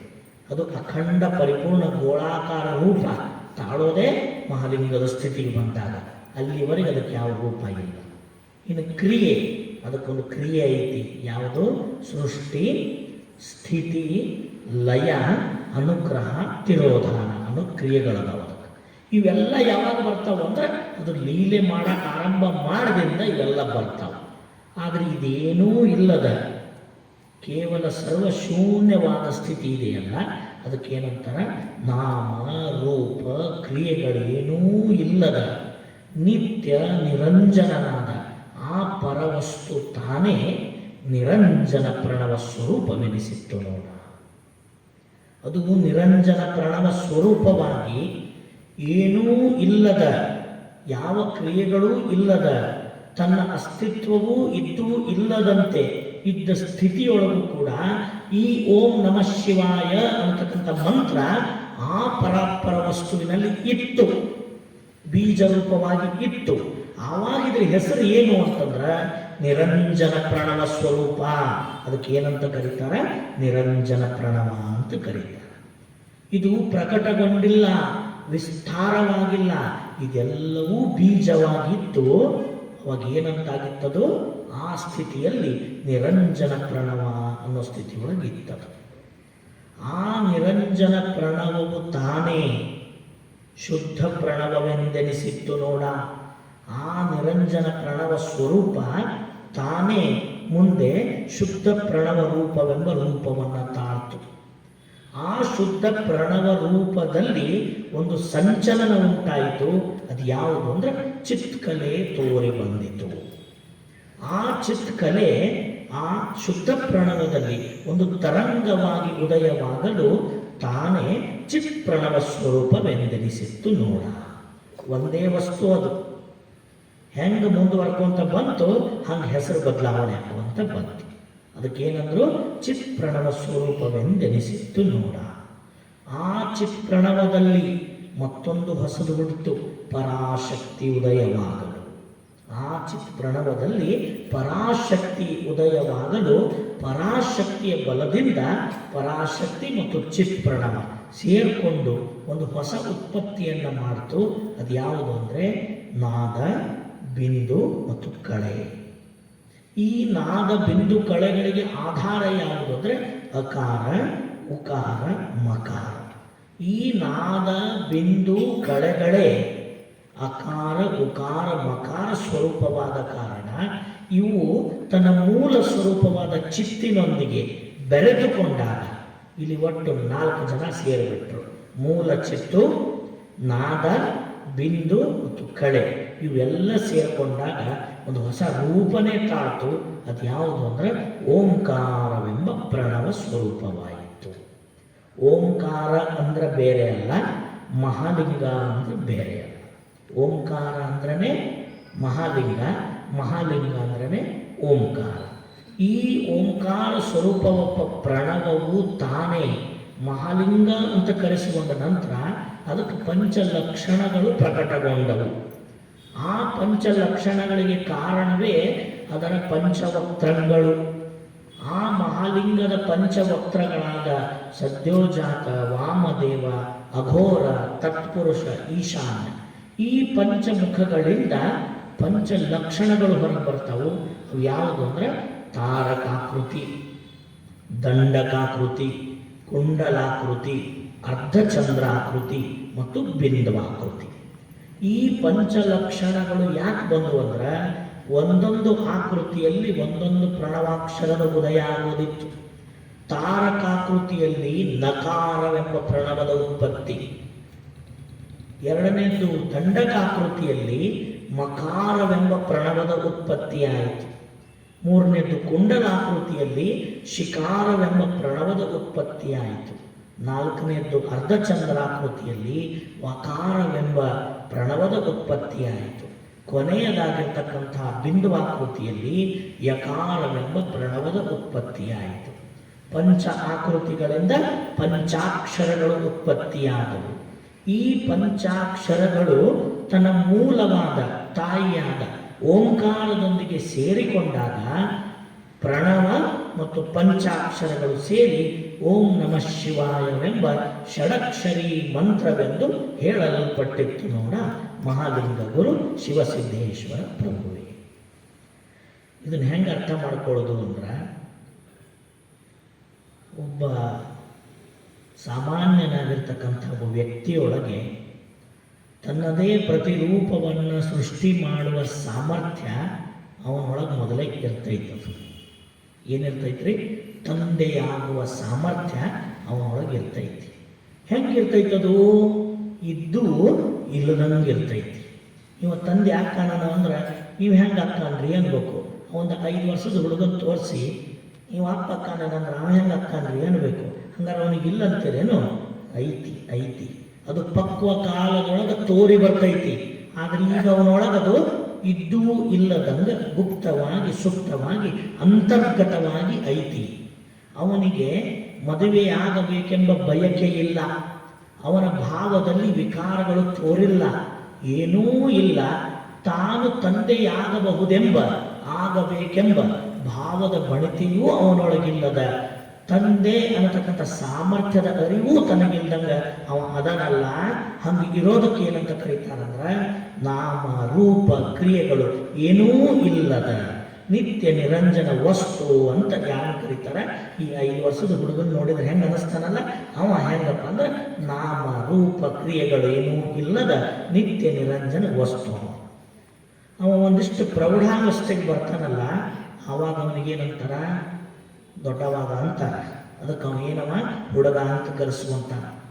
ಆ ಹುಡುಗ ಬಾಲಕ ಇದ್ದವ ಹುಡುಗಕ್ಕನಲ್ಲ, ಅದು ಶುದ್ಧ ಪ್ರಣವ ಅಂತ ಕರೆಸುವಂತೈತಿ. ಏನ್ರಿ ಅದು? ಶುದ್ಧ ಪ್ರಣವ. ಆವಾಗ ಅದೊಂದಿಷ್ಟು ವಿಕಾಸ ಆಗಿರ್ತೈತಿ. ಆವಾಗ ಅವನೊಳಗೆ ಒಂದಿಷ್ಟು ಭಾವದೊಳಗೆ ತರಂಗದ ಉತ್ಪತ್ತಿ ಆಗ್ತೈತಲ್ಲ, ನಾನು ಮದುವೆ ಆಗಬೇಕು ಅನ್ನುವಂಥ ಭಾವ ಬರ್ತೈತಲ್ಲ, ಆ ಭಾವ ಉತ್ಪತ್ತಿ ಆಗೋದಕ್ಕೆ ಏನಂತಾರೆ? ಅಲ್ಲೊಂದು ಸಂಚಲನ ಉಂಟಾಗ್ತೈತೆ ಅವನೊಳಗೆ. ಆ ಸಂಚಲನ ಗುಪ್ತವಾಗಿ ಅವನೊಳಗಿತ್ತು, ಬಾಲ್ಯದೊಳಗಿತ್ತು. ಯೌವನಕ್ಕೆ ಬಂದಾಗ ಆ ಸಂಚಲನ ಪ್ರಕಟ ಆಯಿತು ಅವನ ಮನದೊಳಗೆ. ಹಂಗೆ ಪ್ರಕಟ ಆದದ್ದರ ಪರಿಣಾಮ ಅವ ಮದುವೆ ಆಗಕ್ಕೆ ಮನಸ್ಸು ಮಾಡ್ದ. ಮದುವೆ ಆಗಕ್ಕೆ ಮನಸ್ಸು ಮಾಡ್ದ ಅಂದ್ರೆ ಒಬ್ಬನ ಮದುವೆ ಆಗಕ್ಕೆ ಬರ್ತೈತೆ ಅಂದ್ರೆ, ಮನ್ಯಾಗ ನೀವು ಹಿರಿಯರೆಲ್ಲ ಕೂಡಿ ಅವನೊಂದು ಒಳ್ಳೆ ಕನ್ಯಾ ತಂದ್ರಿ, ಅವು ಒಬ್ಬ ಇದ್ದವಂಗ ಇನ್ನೊಂದು ತಂದು ಜೋಡಿಸಿದ್ರಿ. ಅದೇನದು? ಪರಾಶಕ್ತಿ ಅಲ್ಲಿ ಉದಯ ಆಯ್ತು. ಮತ್ತೊಂದು ಬಂದು ಕೂಡ್ಕೊಂತು. ಆವಾಗ ಅಲ್ಲೊಂದು ಹೊಸದ ಕೂಡಿಸ್ ನೋಡ್ರಿ. ಆವಾಗ ಅದು ಕೂಡ್ಕೊಂಡಾಗ ಅಲ್ಲೇನು ಪರಿಣಾಮ ತೋರಿಸ್ತಲ್ಲ, ಅದುವೇ ಚಿತ್ತು. ಮೊಟ್ಟ ಮೊದಲ ಬೀಜ ರೂಪ ಅವನಿಂದ ಉತ್ಪತ್ತಿ ಆಯಿತು. ಆ ಬೀಜ ರೂಪ ಇದ್ದದ್ದಕ್ಕೆ ಏನಂತ ಕರೀತಾರ? ಮೂಲ ಚಿತ್ತು ಅಂತ ಕರೀತಾರೆ. ಆ ಮೂಲ ಚಿತ್ ಸ್ವರೂಪವಾಗಿರ್ತಕ್ಕಂಥ ಬೀಜದೊಳಗೆ ಸಮಸ್ತವೂ ಅಡಗಿರ್ತೈತಿ. ಹೆಂಗೆ ಅಡಗಿರ್ತೈತಿ? ಇದ್ದೂ ಇಲ್ಲದಂಗೆ ಅದರೊಳಗೆ ಅಡಗಿಬಿಟ್ಟಿರ್ತೈತಿ. ಯಾವಾಗ ಆ ರೀತಿಯಾಗಿರ್ತಕ್ಕಂಥ ತಾನು ತನ್ನದೇ ಆಗಿರ್ತಕ್ಕಂಥ ಮತ್ತೊಂದು ಪ್ರತಿಸೃಷ್ಟಿಯನ್ನು ತನ್ನ ಮುಖಾಂತರ ಮಾಡಿದಾಗ ಅವನದೇ ತನ್ನದೇ ರೂಪ ಅಲ್ಲಿ ಪ್ರಕಟವಾಗಿ ಎದುರಿಗೆ ಬಂದು ನಿಂತಿರ್ತೈತಿ. ಅವನಿಗೇನಂತ ಕರೀತಾರ? ಅವನ ಮಗ ಅಂತ ಕರೀತಾರ. ಅವನ ರೂಪಕ್ಕೇನಂತಾರ? ಅವನ ಮಗ ಹುಟ್ಟದ ಅಂತ ಕರೀತಾರ. ಹಂಗಾರೆ ತನ್ನದೇ ಆಗಿರ್ತಕ್ಕಂಥ ಒಂದು ಮಗನ ರೂಪವನ್ನು, ತದ್ರೂಪವಾದ ಸೃಷ್ಟಿಯನ್ನು ತಾನು ಪಡೆಯುವ ಸಾಮರ್ಥ್ಯವನ್ನು ತನ್ನೊಳಗೆ ಬಾಲ್ಯಾವಸ್ಥೆಯಿಂದಲೇ ಇಟ್ಟುಕೊಂಡಿದ್ದ. ಆದ್ರೆ ಅವನಿಗೆ ಯಾವುದೂ ವಿಚಾರನ ತಲೆಯಾಗಿದ್ದಿದ್ದಿಲ್ಲ. ಅದಕ್ಕೆ ಅವನಿಗೆ ಶೂನ್ಯ ಅಂತ ಕರೆದು. ವಿಚಾರ ಆರಂಭ ಆಯಿತು ಅಂದರೆ ಲೀಲೆ ಆರಂಭ ಆಯಿತು. ಅದರ ಪರಿಣಾಮದಿಂದ ತಾನೇ ಚಿತ್ ಸ್ವರೂಪವಾಯಿತು. ಆ ಚಿತ್ತಿನಿಂದ ಅಕಾರ ಉಕಾರ ಮಕಾರಗಳು ಅಂತ ಅವನಿಗೆ 3 ಮಂದಿ ಮಕ್ಕಳು ಹುಟ್ಟಿದ್ರು. ಆ 3 ಜನ ಮಕ್ಕಳು ತನ್ನ ತಾಯಿ ಕೂಡ ಸೇರ್ಕೊಂಡ್ಬಿಟ್ರು. ಆವಾಗ ಮತ್ತೊಂದು ತೋರಿ ಬಂತು, ಓಂಕಾರವೆಂಬ ಪ್ರಣವ. ಆ ಓಂಕಾರಕ್ಕೆ ಇನ್ನೊಂದು ಹೆಸರೇ ಮಹಾಲಿಂಗ. ಮಹಾಲಿಂಗ. ಆ ಮಹಾಲಿಂಗಕ್ಕೆ 5 ಮುಖಗಳು. ಮಹಾಲಿಂಗಕ್ಕೆ ಎಷ್ಟು ಮುಖಗಳು? 5 ಮುಖಗಳು. ಆ 5 ಮುಖಗಳು ಮಹಾಲಿಂಗಕ್ಕೆ ಪ್ರಕಟ ಆದ ಕೂಡಲೇ ಮಹಾಲಿಂಗ ಬಿಟ್ಟದ್ದು ಬೇರಲ್ಲ, ಮಹಾಲಿಂಗವೇ ಸದಾಶಿವ ಅಂತ ಒಂದು ಹೊಸ ಹೆಸರು ಪಡ್ಕೊಂತು. ಆ ಸದಾಶಿವನ 5 ಮುಖಗಳಿಂದ 5 ಲಕ್ಷಣಗಳು ಪ್ರಕಟ ಆದವು. ಆ ಲಕ್ಷಣಗಳಿಗೆ ಏನಂತ ಕರೆದ್ರು? ಒಂದು ತಾರಕ, ಒಂದು ದಂಡಕ, ಒಂದು ಕುಂಡಲ, ಒಂದು ಅರ್ಧಚಂದ್ರ, ಇನ್ನೊಂದು ಬಿಂದು ಅಂತ ಕರೆದ್ರು. ಈ 5 ಲಕ್ಷಣಗಳಲ್ಲಿ 5 ಆಕಾರಗಳಿತ್ತು. ಆ 5 ಆಕಾರಗಳೇ ಕ್ರಮಯುಕ್ತವಾಗಿ ಸಂಯೋಜನೆಗೊಂಡಾಗ ಆ 5 ಆಕಾರಗಳ ಒಟ್ಟು ರೂಪ ಏನಂತ ಕರೆಸುವಂತು ಅಂದ್ರೆ ಓಂಕಾರ ಅಂತ ಕರೆಸುವಂತು. ಇವು 5 ಏನಪ್ಪ ಅಂದ್ರೆ ಸ್ಪೇರ್ ಪಾರ್ಟ್ಸ್ ಇದ್ದಂಗೆ. ಇವು ಒಂದು ಬೈಕ್ ರೆಡಿ ಆಗಬೇಕು ಅಂದ್ರೆ ಅದಕ್ಕೆ ಒಂದಿಷ್ಟು ಸ್ಪೇರ್ ಪಾರ್ಟ್ಸ್ ಇರ್ತಾವೆ. ಇರ್ತಾವಲ್ರಿ? ಹ್ಯಾಂಡಲ್ ಇರಬೇಕು, ಸೀಟ್ ಇರಬೇಕು, 2 ವೀಲ್ಸ್ ಇರಬೇಕು, ಹಿಂದೆ ಕ್ಯಾರಿಯರ್ ಇರಬೇಕು, ಎಂಜಿನ್ ಇರಬೇಕು. ಇಷ್ಟೆಲ್ಲ ಇದ್ದಾಗ ಒಂದು ಬೈಕಿನ ರೂಪ ತಾಳ್ತೈತಿ. ಹಂಗಾರೆ ಬಿಡಿ ಬಿಡಿಯಾಗಿದ್ದಾಗ ಅವಕ್ಕೆ ಏನಂತ ಕರೀತಾರ? ಇದಕ್ಕೆ ಸೀಟ್ ಅಂತ ಕರೀತಾರ, ಇದಕ್ಕೆ ಹ್ಯಾಂಡಲ್ ಅಂತಾರ, ಇದಕ್ಕೆ ಪೆಟ್ರೋಲ್ ಟ್ಯಾಂಕ್ ಅಂತಾರ, ಇದಕ್ಕೆ ವೀಲ್ ಅಂತಾರ. ಅವು ಎಲ್ಲನೂ ಕೂಡಿಸಿ ಜೋಡಿಸಿಬಿಟ್ರೆ ಅವಾಗ ಅದಕ್ಕೆ ಭಾಗಗಳಿಂದ ಕರೆಯೋದಿಲ್ಲ, ಅವೆಲ್ಲವುಗಳನ್ನು ಕೂಡಿಸಿಕೊಂಡ ಒಂದು ರೂಪ ಆಕೈತಲ್ಲ, ಅದಕ್ಕೆ ಏನಂತ ಕರೀತಾರ? ಬೈಕ್ ಅಂತಾರೆ, ಒಂದು ವಾಹನ ಅಂತಾರೆ. ಹಂಗೆ ಇವು ಸ್ಪೇರ್ ಪಾರ್ಟ್ಸ್ ಯಾವುವು? ತಾರಕಾಕೃತಿ, ದಂಡಕಾಕೃತಿ, ಕುಂಡಲಾಕೃತಿ, ಅರ್ಧಚಂದ್ರಾಕೃತಿ, ಬಿಂದುವಾಕೃತಿ. ಇವೆಲ್ಲ ಒಟ್ಟು ಗೂಡಿಬಿಟ್ಟು ಅಂದ್ರೆ ಒಂದು ಆಕಾರ ತಗೊಂತೈತಿ. ಅದು ಯಾವ ಆಕಾರ ಅಂದ್ರೆ ಓಂಕಾರವೆಂಬ ಪ್ರಣವದ ಆಕಾರ. ಅದುವೇ ಓಂಕಾರವೆಂಬ ಪ್ರಣವದ ಸ್ವರೂಪ. ಆ ಓಂಕಾರವೆಂಬ ಪ್ರಣವದ ಸ್ವರೂಪವೇನು ತಾಳ್ತೈತಲ್ಲ, ಆ ಪ್ರಣವದಿಂದ ಒಂದೊಂದು ಸ್ಪೇರ್ ಪಾರ್ಟ್ದಿಂದ ಒಂದೊಂದು ಅಕ್ಷರಗಳು ಹುಟ್ಟುತ್ತವೆ. ತಾರಕ ಅನ್ನುವಂಥ ಒಂದು ಪಾರ್ಟ್ನಿಂದ ನಕಾರ ಅನ್ನೋ ಅಕ್ಷರ ಪ್ರಕಟಗೊಳ್ತೈತಿ. ದಂಡಕ ಅನ್ನುವಂಥ ಭಾಗದಿಂದ ಮಕಾರ ಅನ್ನೋ ಅಕ್ಷರ ಪ್ರಕಟಗೊಳ್ತೈತಿ. 3ನೇದು ಕುಂಡಲ ಅಂತಕ್ಕಂಥ ಆಕೃತಿಯಿಂದ ಶಿಕಾರ ಅನ್ನೋ ಅಕ್ಷರ ಪ್ರಕಟಗೊಳ್ತೈತಿ. ಅರ್ಧಚಂದ್ರಾಕೃತಿಯಿಂದ ವಾಕಾರ ಅನ್ನೋ ಪ್ರಣವ ಪ್ರಕಟಗೊಳ್ತೈತಿ. ಕೊನೆಗೆ ಬರುವ ಬಿಂದುವಾಕೃತಿಯಿಂದ ಯಕಾರ ಅಂತಕ್ಕಂಥ ಅಕ್ಷರ ಪ್ರಕಟಗೊಳ್ತೈತಿ. ಆವಾಗ ಓಂಕಾರ ಅದರಿಂದಲೇ ಪ್ರಕಟಗೊಂಡದ್ದು ನಮಃ ಶಿವಾಯ. ಓಂಕಾರದಿಂದಲೇ ಹುಟ್ಟಿದ್ದು ನಮಃ ಶಿವಾಯ. ಇದರ ಸ್ಥಿತಿ ಹೆಂಗಪ್ಪ ಅಂದ್ರೆ, ಒಂದು ಮನೆತನಕ್ಕೊಬ್ಬ ಮೂಲ ಪುರುಷ, ಆ ಮೂಲ ಪುರುಷನ ವಂಶ ಅಭಿವೃದ್ಧಿ ಹೊಂದಿ ಹೊಂದಿ ಹೊಂದಿ ಹೊಂದಿಗೆ ನಮ್ಮ ಹೆಂಗೆ ಬಂದಿರ್ತೈತಲ್ಲ, ಹಂಗೆ ಮೂಲ ಪುರುಷನಾಗಿರ್ತಕ್ಕಂಥ ನಾಮ ರೂಪ ಕ್ರಿಯೆಗಳೇನೂ ಇಲ್ಲದ ಪರಾತ್ಪರ ವಸ್ತುವಿನಿಂದ ನಿರಂಜನ ಪ್ರಣವ, ಅವನ ಮಗ ಶುದ್ಧ ಪ್ರಣವ, ಅವನ ಮಗ ಚಿತ್ ಪ್ರಣವ, ಚಿತ್ ಪ್ರಣವನಿಗೆ ಮತ್ತೆ 3 ಮಂದಿ ಮಕ್ಕಳು, ನಾದ, ಬಿಂದು, ಕಳೆ ಅಂತ 3 ಮಕ್ಕಳು. ಆ 3 ಮಕ್ಕಳು ಸೇರಿಕೊಂಡು ತಾಯಿ ಕುಡ್ಕೊಂಡು ಓಂಕಾರ ಅನ್ನುವಂಥ ಒಬ್ಬ ಮಗ. ಆ ಓಂಕಾರನಿಗೆ ಮತ್ತೆ 5 ಮಂದಿ ಮಕ್ಕಳು, ತಾರಕಾಕೃತಿ, ದಂಡಕಾಕೃತಿ, ಕುಂಡಲಾಕೃತಿ, ಅರ್ಧಚಂದ್ರಾಕೃತಿ, ಬಿಂದುವಾಕೃತಿ. ಈ ಒಬ್ಬೊಬ್ಬರಿಗೆ ಮತ್ತು ಒಬ್ಬೊಬ್ಬರ ಮಕ್ಕಳು ನಕಾರ, ಮಕಾರ, ಶಿಕಾರ, ವಕಾರ, ಯಕಾರ. ಅಂದರೆ ಇದೆಲ್ಲವೂ ವಿಕಾಸದ ಕ್ರಮ ಹೊರತು ಹೊಸದಲ್ಲ. ಓಂ ನಮಃ ಶಿವಾಯ ಅನ್ನೋದು ಹೊಸ ಸೃಷ್ಟಿ ಅಲ್ಲ. ಮೂಲ ಪುರುಷನಲ್ಲಿ ಓಂ ನಮಃ ಶಿವಾಯ ಅನ್ನೋದು ವಾಕ್ಯಕ್ಕೆ ಬರದಂತೆ ಅವಾಗ್ನ ಪ್ರಣವ ಸ್ವರೂಪವಾಗಿ ಮೊದಲೇ ಅಡಕವಾಗಿತ್ತು. ಆದರೆ ಅವನಿಗೆ ಅದನ್ನು ಪ್ರಕಟ ಮಾಡಬೇಕು ಅನ್ನೋ ಮನಸ್ಸು ಶಿವನಿಗೆ ಬಂದಿದ್ದಿಲ್ಲ. ಯಾವಾಗ ಶಿವನಿಗೆ ಪ್ರಕಟ ಮಾಡಬೇಕು ಅನ್ನಿಸ್ತು, ಪ್ರಕಟ ಮಾಡುವ ಸಂದರ್ಭದಲ್ಲಿ ಈ ಬ್ರಹ್ಮಾಂಡ ನಿರ್ಮಾಣ ಆಗಬೇಕಾದ್ರೆ ಪರಮಾತ್ಮ ಬಳಸಿದ್ದು ಯಾವುದು ಅಂದ್ರೆ ಓಂ ನಮಃ ಶಿವಾಯ, ಇದನ್ನೇ ಹೊರಗೆ ಹಾಕಿಬಿಟ್ಟ. ಈ ಓಂಕಾರದಿಂದ ಇಲ್ಲಿ ಮಠ ತಿಳಿತಲ್ರಿ, ಓಂಕಾರ ಪ್ರಣವ ಸ್ವರೂಪ, ಅದರಿಂದಲೇ ಹೊರಗೆ ಬಂದದ್ದು ನಮಃ ಶಿವಾಯ ಎಂಬ ಪಂಚಾಕ್ಷರಗಳು. ಆ ಓಂಕಾರದಿಂದ ಆತ್ಮತತ್ವದ ಉದಯ, ಓಂಕಾರದಿಂದ ಆತ್ಮತತ್ವದ ಪ್ರಕಟಗೊಳ್ತು. ನಕಾರದಿಂದ ಪೃಥ್ವಿ ತತ್ವ ಹುಟ್ಟಿತು. ಮಕಾರ ಪ್ರಣವದಿಂದ ಜಲತತ್ವ ಹುಟ್ಟಿತು. ಶಿಕಾರ ಪ್ರಣವದಿಂದ ಅಗ್ನಿ ತತ್ವ ಹುಟ್ಟಿತು. ವಾಕಾರ ಪ್ರಣವದಿಂದ ವಾಯು ತತ್ವ ಹುಟ್ಟಿತು. ಯಕಾರ ಪ್ರಣವದಿಂದ ಆಕಾಶ ತತ್ವ ಹುಟ್ಟಿತು. ಈ ನಮಃ ಶಿವಾಯದಿಂದ ಪಂಚಮಹಾಭೂತಗಳು, ಓಂಕಾರದಿಂದ ಆತ್ಮ ಚೈತನ್ಯ. ಈ ನಮಃ ಶಿವಾಯ ಅನ್ನತಕ್ಕಂಥದ್ದು ಪಂಚಮಹಾಭೂತಗಳೇ ಆಯಿತು. ಓಂಕಾರ ಅನ್ನೋದು ಆತ್ಮ ಚೈತನ್ಯವಾಗಿ ನೆಲೆಸ್ತು.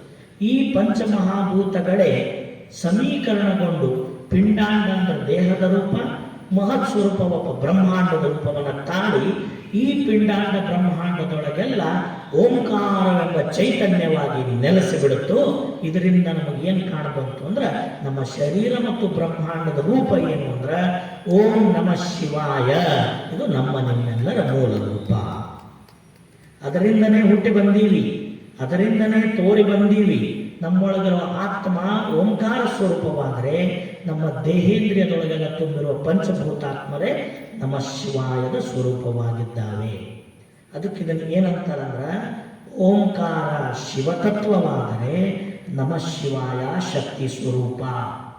ಓಂಕಾರ ಶಿವತತ್ವ, ನಮಃ ಶಿವಾಯ ಶಕ್ತಿ ಸ್ವರೂಪ. ಓಂ ನಮಃ ಶಿವಾಯ ಎಂಬ ಷಡಕ್ಷರ ಮಂತ್ರ ಶಿವಶಕ್ತಿ ಸಂಪುಟ. ಓಂ ನಮಃ ಶಿವಾಯ ಅಂದರೆ ಅದು ಶಿವ ಮತ್ತು ಶಕ್ತಿಯ ಸಂಪುಟ. ಹಾಗಾದ್ರೆ ಇದರಿಂದ ನಾವು ಏನು ಕಂಡುಕೊಂಡ್ವಿ ಅಂದ್ರೆ, ಬ್ರಹ್ಮಾಂಡ ತೋರಿ ಬಂದದ್ದೇ ಓಂಕಾರ ಮತ್ತು ನಮಃ ಶಿವಾಯಗಳಿಂದ. ಷಡಕ್ಷರವೇ ಈ ಬ್ರಹ್ಮಾಂಡದ ಉತ್ಪತ್ತಿಗೆ ಮೂಲ ಕಾರಣ ಆಗಿರುವಂಥದ್ದು ಅನ್ನೋದನ್ನು ನಾವೆಲ್ಲ ಬಹಳ ಸೂಕ್ಷ್ಮವಾಗಿ ಇಲ್ಲಿ ಅರ್ಥ ಮಾಡ್ಕೋಬೇಕಾಗ್ತದೆ. ಇಂಥಪ್ಪ ಓಂ ನಮಃ ಶಿವಾಯ ನಮ್ಮೆಲ್ಲರಿಗೂ ಹೆಂಗೆ ತುಂಬೈತಿ, ಅದರಿಂದ ನಾವು ಬಂದೀವಿ ಅಂತ ಹೇಳಿದ್ವಿ. ಹಂಗಾಗಿ ನಮ್ಮೊಳಗೂ ಅದು ಐತಿ ಅಂದ್ರೆ ಹೆಂಗೈತಪ್ಪ, ನಮ್ಮೊಳಗೆ ಎಲ್ಲ ಐತಿ ಕಾಣಬೇಕಲ್ಲ. ಅದನ್ನು ಶಿವಯೋಗಿಗಳು ಬಹಳ ಅದ್ಭುತವಾಗಿ ನಮಗೆ ತೋರಿಸಿಕೊಡ್ತಾರೆ. ಓಂಕಾರವೇ ಪಂಚಭೂತಾತ್ಮಮಯವಾಗಿಪ್ಪುದು. ಓಂಕಾರವೇ ಪಂಚಭೂತಾತ್ಮಮಯವಾಗಿಪ್ಪುದು. ನಕಾರವೇ ದಶೇಂದ್ರಿಯಗಳು. ನಕಾರವೇ ದಶೇಂದ್ರಿಯಗಳು. ಭಾಳ ಟೆನ್ಷನ್ ತಗೋಬೇಡ್ರಿ, ಬಿಡಿಸ್ತೀನಿ ಆಮೇಲೆ, ತಿಳಿತೈತಿ. ನಿಮ್ಮ ಮುಖ ನೋಡಿದ್ರೆ ಹೆದರಿಕೆ ಮಾಡತ್ತೆ ನೋಡ್ರವ. ಇದನ್ನ ಈ ಧರ್ಮನ ಭಾಳ ಸರಳ ತಿಳ್ಕೊಂಡ್ಬಿಟ್ರೆ ಎಲ್ಲರೂ. ಬಸವಣ್ಣವರು ಈ ತತ್ವ ಅಂದ್ಕೊಳ್ಳೆ ಸಾಮಾಜಿಕ ಸಮಾನತೆಗೆ ಅವ್ರು ನಿಂದಿರಿಸ್ಬಿಟ್ಟಾರ. ಬಸವಣ್ಣ ಅಂದ್ರೆ ಬಂಡಾಯಗಾರ, ಹೋರಾಟಗಾರ ಅಂತ. ಈಗ ಅರ್ಥ ಆಗತೈತಲ್ಲ ಬಸವಣ್ಣ ಎಷ್ಟು ಕಠಿಣದಾರ ಅಂತೇಳಿ. ಇಟ್ಟ ತತ್ವ ಐತ್ರಿ ನಮ್ಮ ಧರ್ಮದಾಗ, ಅದ್ಭುತ ತತ್ವ ಐತಿ. ತಿಳ್ಕೊಬೇಕಿಲ್ಲ. ಮತ್ತು ಇದು ತಿಳಿಲಿಲ್ಲ ಅಂದ್ರೆ ನಾವು ಹೆಂಗೆ ಲಿಂಗಾಯತರಾಗ್ತೀವಿ? ಇದು ತಿಳಿಲಿಲ್ಲದಕ್ಕೆ ನಮ್ಮ ಮನೆ ಮ್ಯಾಗ ಆ ಎನ್ಮ ಈ ಎನ್ಮ ಬಂದವು. ಅದನ್ನೆಲ್ಲ ಬಿಟ್ಟು ಇದಕ್ಕೆ ಬರ್ಬೇಕಲ್ಲ, ನಾವು ತಿಳ್ಕೊಬೇಕಲ್ಲ. ಅದಕ್ಕೆ ಈ ತತ್ವ ತಿಳ್ಕೊಬೇಕು.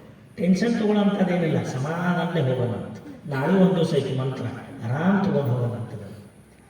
ಓಂಕಾರವೇ ಪಂಚಭೂತಾತ್ಮಕವಾಗಿಪ್ಪುದು. ನಕಾರವೇ ದಶೇಂದ್ರಿಯಗಳು. ಮಕಾರವೇ ಮನಪಂಚಕಗಳು. ಶಿಕಾರವೇ ಪ್ರಾಣಸ್ವರೂಪು. ವಕಾರವೇ ದಶವಾಯುಗಳು. ಯಕಾರವೇ ತ್ರಿಗುಣ ಸ್ವರೂಪವಾಗಿಪ್ಪುದು ನೋಡ. ತ್ರಿಗುಣ ಸ್ವರೂಪವಾಗಿಪ್ಪುದು ನೋಡ. ನಕಾರವೇ ರುಧಿರ. ಮಕಾರವೇ ಮಾಂಸ. ಶಿಕಾರವೇ ಮೇಧಸ್ಸು. ವಾಕಾರವೇ ಮಜ್ಜೆ. ಯಕಾರವೇ ಅಸ್ಥಿ. ವಾಕಾರವೇ ಅಸ್ಥಿ, ಯಕಾರವೇ ಮಜ್ಜಾ ಸ್ವರೂಪವಾಗಿಪ್ಪುದು ನೋಡ. ಇಂತಿ ಶರಣನ ಸಪ್ತಧಾತು ಸರ್ವೇಂದ್ರಿಯಗಳು ಪಂಚವಿಷಯ ಅಂತಃಕರಣಗಳೆಲ್ಲವೂ ಶಿವಷಡಕ್ಷರ ಮಂತ್ರ ಸ್ವರೂಪವಾಗಿಪ್ಪವು ನೋಡ ಮಹಾಲಿಂಗ ಗುರು ಶಿವಸಿದ್ದೇಶ್ವರ ಪ್ರಭುವೇ. ನೀನು ಸಾಮಾನ್ಯ ಅಲ್ಲಪ್ಪ ಭಕ್ತ. ನಿನ್ನ ಸಪ್ತಧಾತುಗಳು, ದಶೇಂದ್ರಿಯಗಳು, ದಶವಾಯುಗಳು, ನಿನ್ನ ದೇಹೇಂದ್ರಿಯದ ಘಟಕಗಳೆಲ್ಲವೂ ಮಂತ್ರದಿಂದ ತುಂಬಿಕೊಂಡವು. ಮಂತ್ರಮಯ ಶರೀರ. ಲಿಂಗವಂತ ಧರ್ಮ ದರ್ಶನ ಮಾಡೋದು ಅಂದ್ರೇನು, ಮಂತ್ರ ಸ್ವರೂಪನ ಹೆಂಗದೀನಿ ಅಂತ ತಿಳ್ಕೊಳ್ಳೋದು.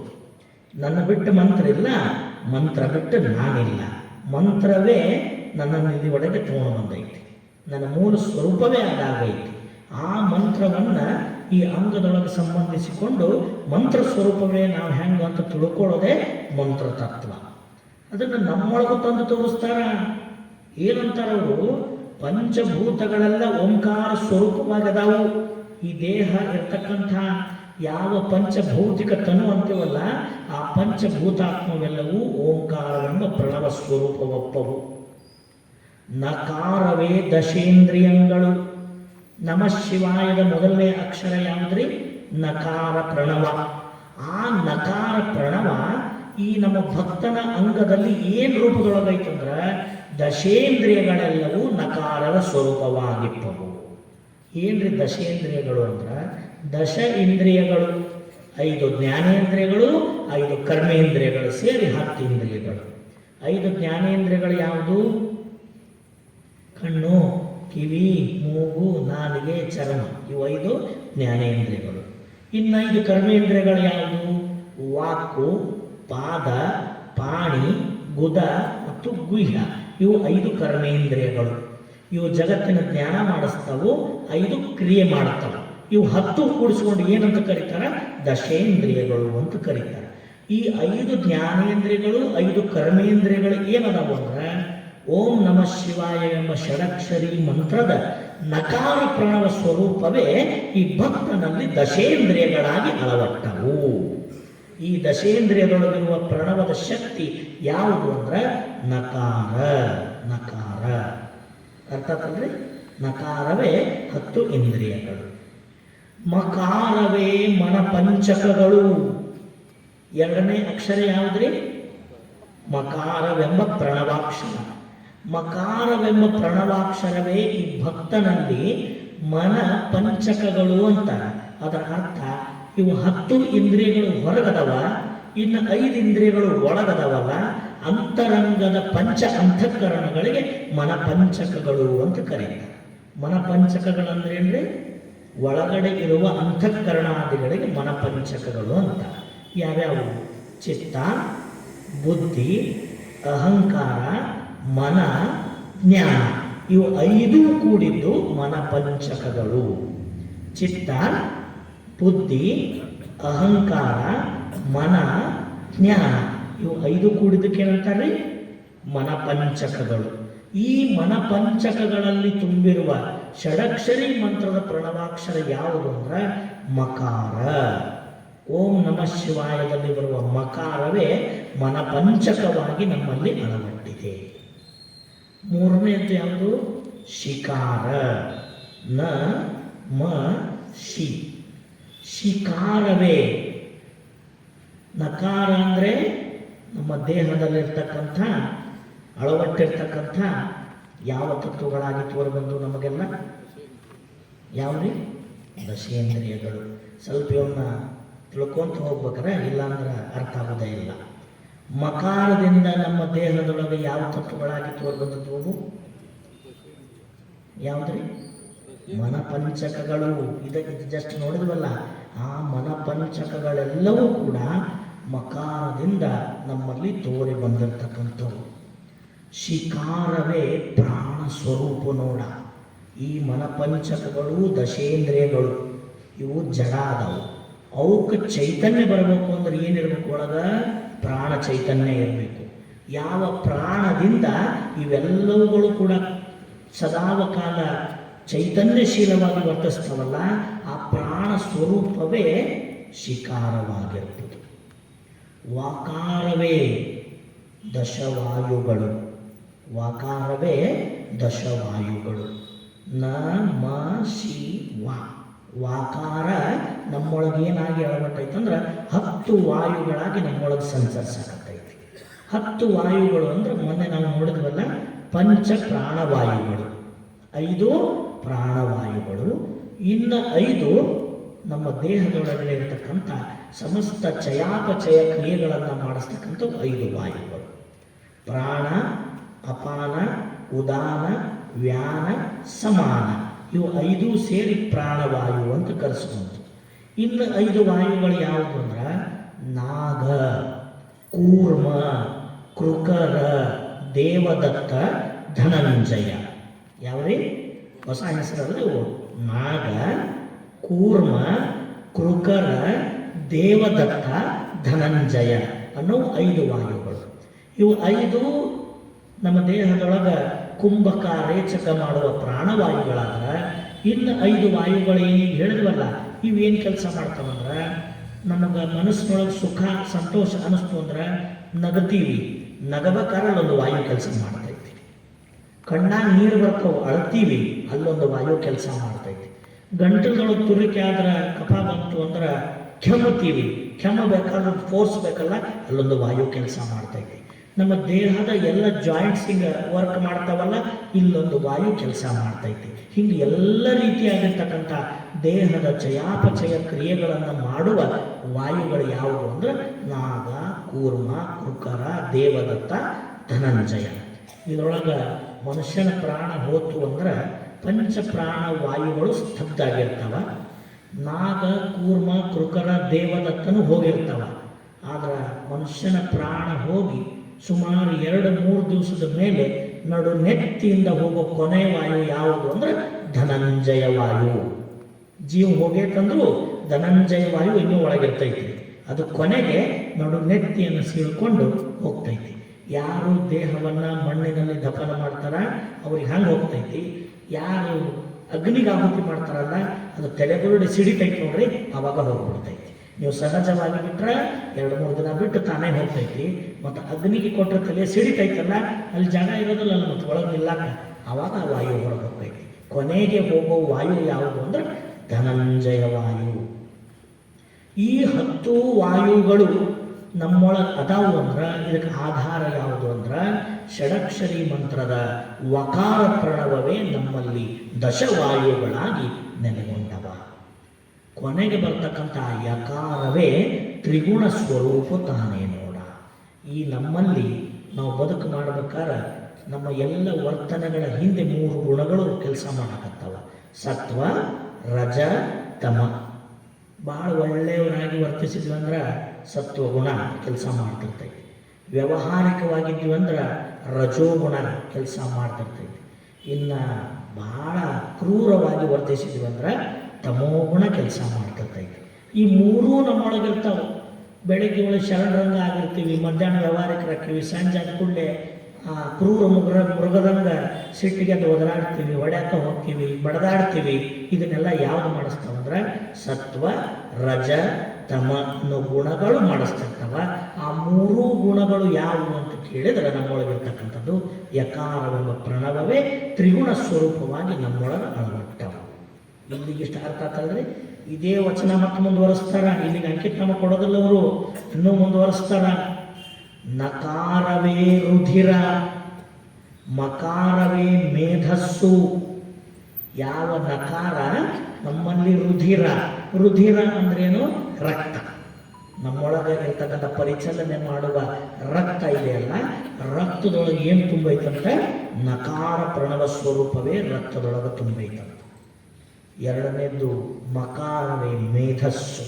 ಈ ದೇಹವನ್ನು ಛೇದನ ಮಾಡಿ ನೋಡಿದಾಗ ಕಾಣಬರುವ ಅಂಶ ಮೇಧಸ್ಸಿದೆಯಲ್ಲ, ಅದು ಯಾವುದರಿಂದ ಆಗೈತಂದ್ರೆ ಮಕಾರ ಪ್ರಣವ ಸ್ವರೂಪವೇ ಮೇಧಸ್ಸು. ಶಿಕಾರವೇ ಅಸ್ಥಿ. ಈ ದೇಹದೊಳಗಡೆ ಇರತಕ್ಕಂಥ ಎಲ್ಲ ಮಕಾರವೇ ಮಾಂಸ. ನಕಾರವೇ ರುಧಿರ, ಮಕಾರವೇ ಮಾಂಸ. ಈ ದೇಹದೊಳಗೆ ಇದಕ್ಕೊಂದು ರೂಪ ಕೊಡ್ಬೇಕಾದ್ರೆ ಅದಕ್ಕೆ ಏನು ತುಂಬ್ಯಾನ ಒಳಗೆ ಪರಮಾತ್ಮ? ಮಾಂಸಖಂಡಗಳನ್ನು ತುಂಬ್ಯಾನ. ಆ ಮಾಂಸಖಂಡಗಳಿರೋದಕ್ಕೆ ಈ ದೇಹಕ್ಕೊಂದು ರೂಪ ಸಿಕ್ಕೈತಲ್ಲ, ಆ ಮಾಂಸದ ರೂಪ ಯಾವುದು ಅಂದ್ರೆ ಮಕಾರ ಪ್ರಣವ. ಶಿಕಾರವೇ ಮೇಧಸ್ಸು. ಶಿಕಾರದಿಂದ ಆದದ್ದು ಈ ದೇಹದ ತುಂಬೆಲ್ಲ ಆವರಿಸಿರುವ ಮೇಧಸ್ಸು. ವಾಕಾರವೇ ಅಸ್ಥಿ. ಅಸ್ಥಿ ಅಂದರೆ ಎಲುಬಿನ ಹಂದ್ರ.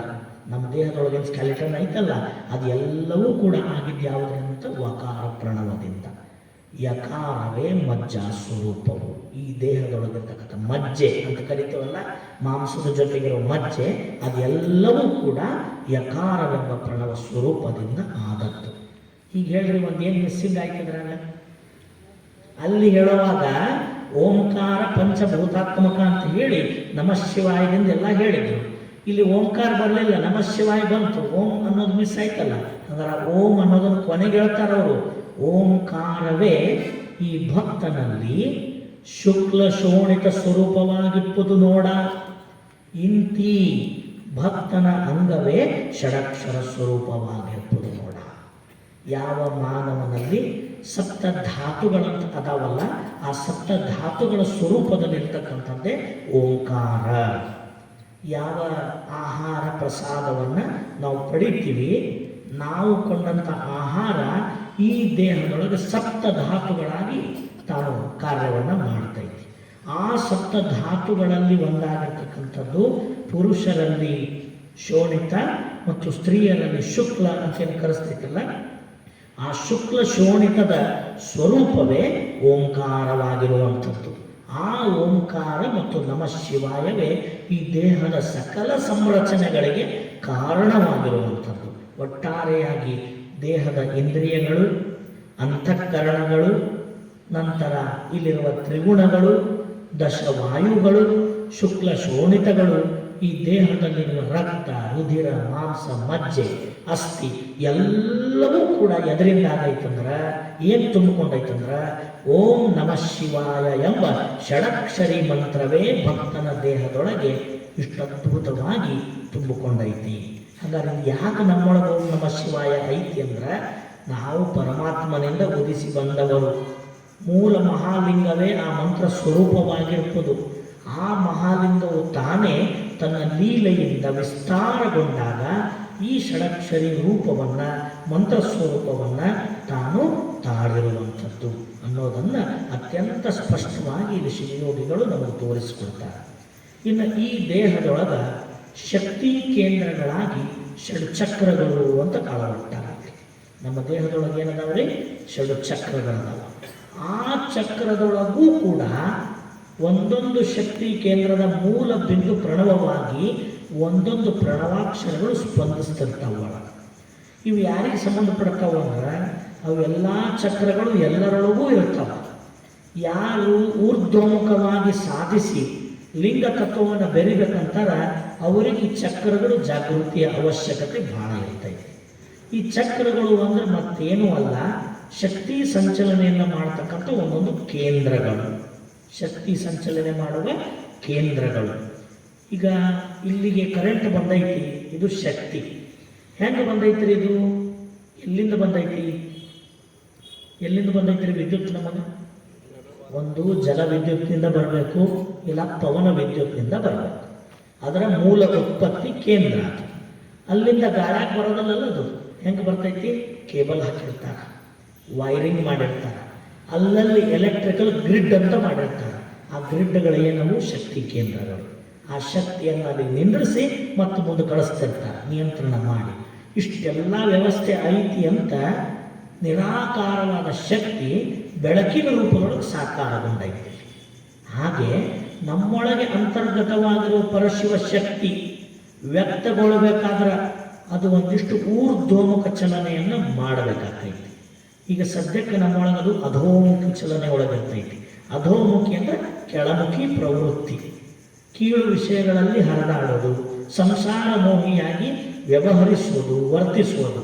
ಇದನ್ನು ಊರ್ಧ್ವಮುಖಗೊಳಿಸೋದು ಅಂದ್ರೆ ಬಹಿರ್ಮುಖ ಇದ್ದಂಥ ಈ ಸಾಧಕ ಅಂತರ್ಮುಖನಾಗುವುದು.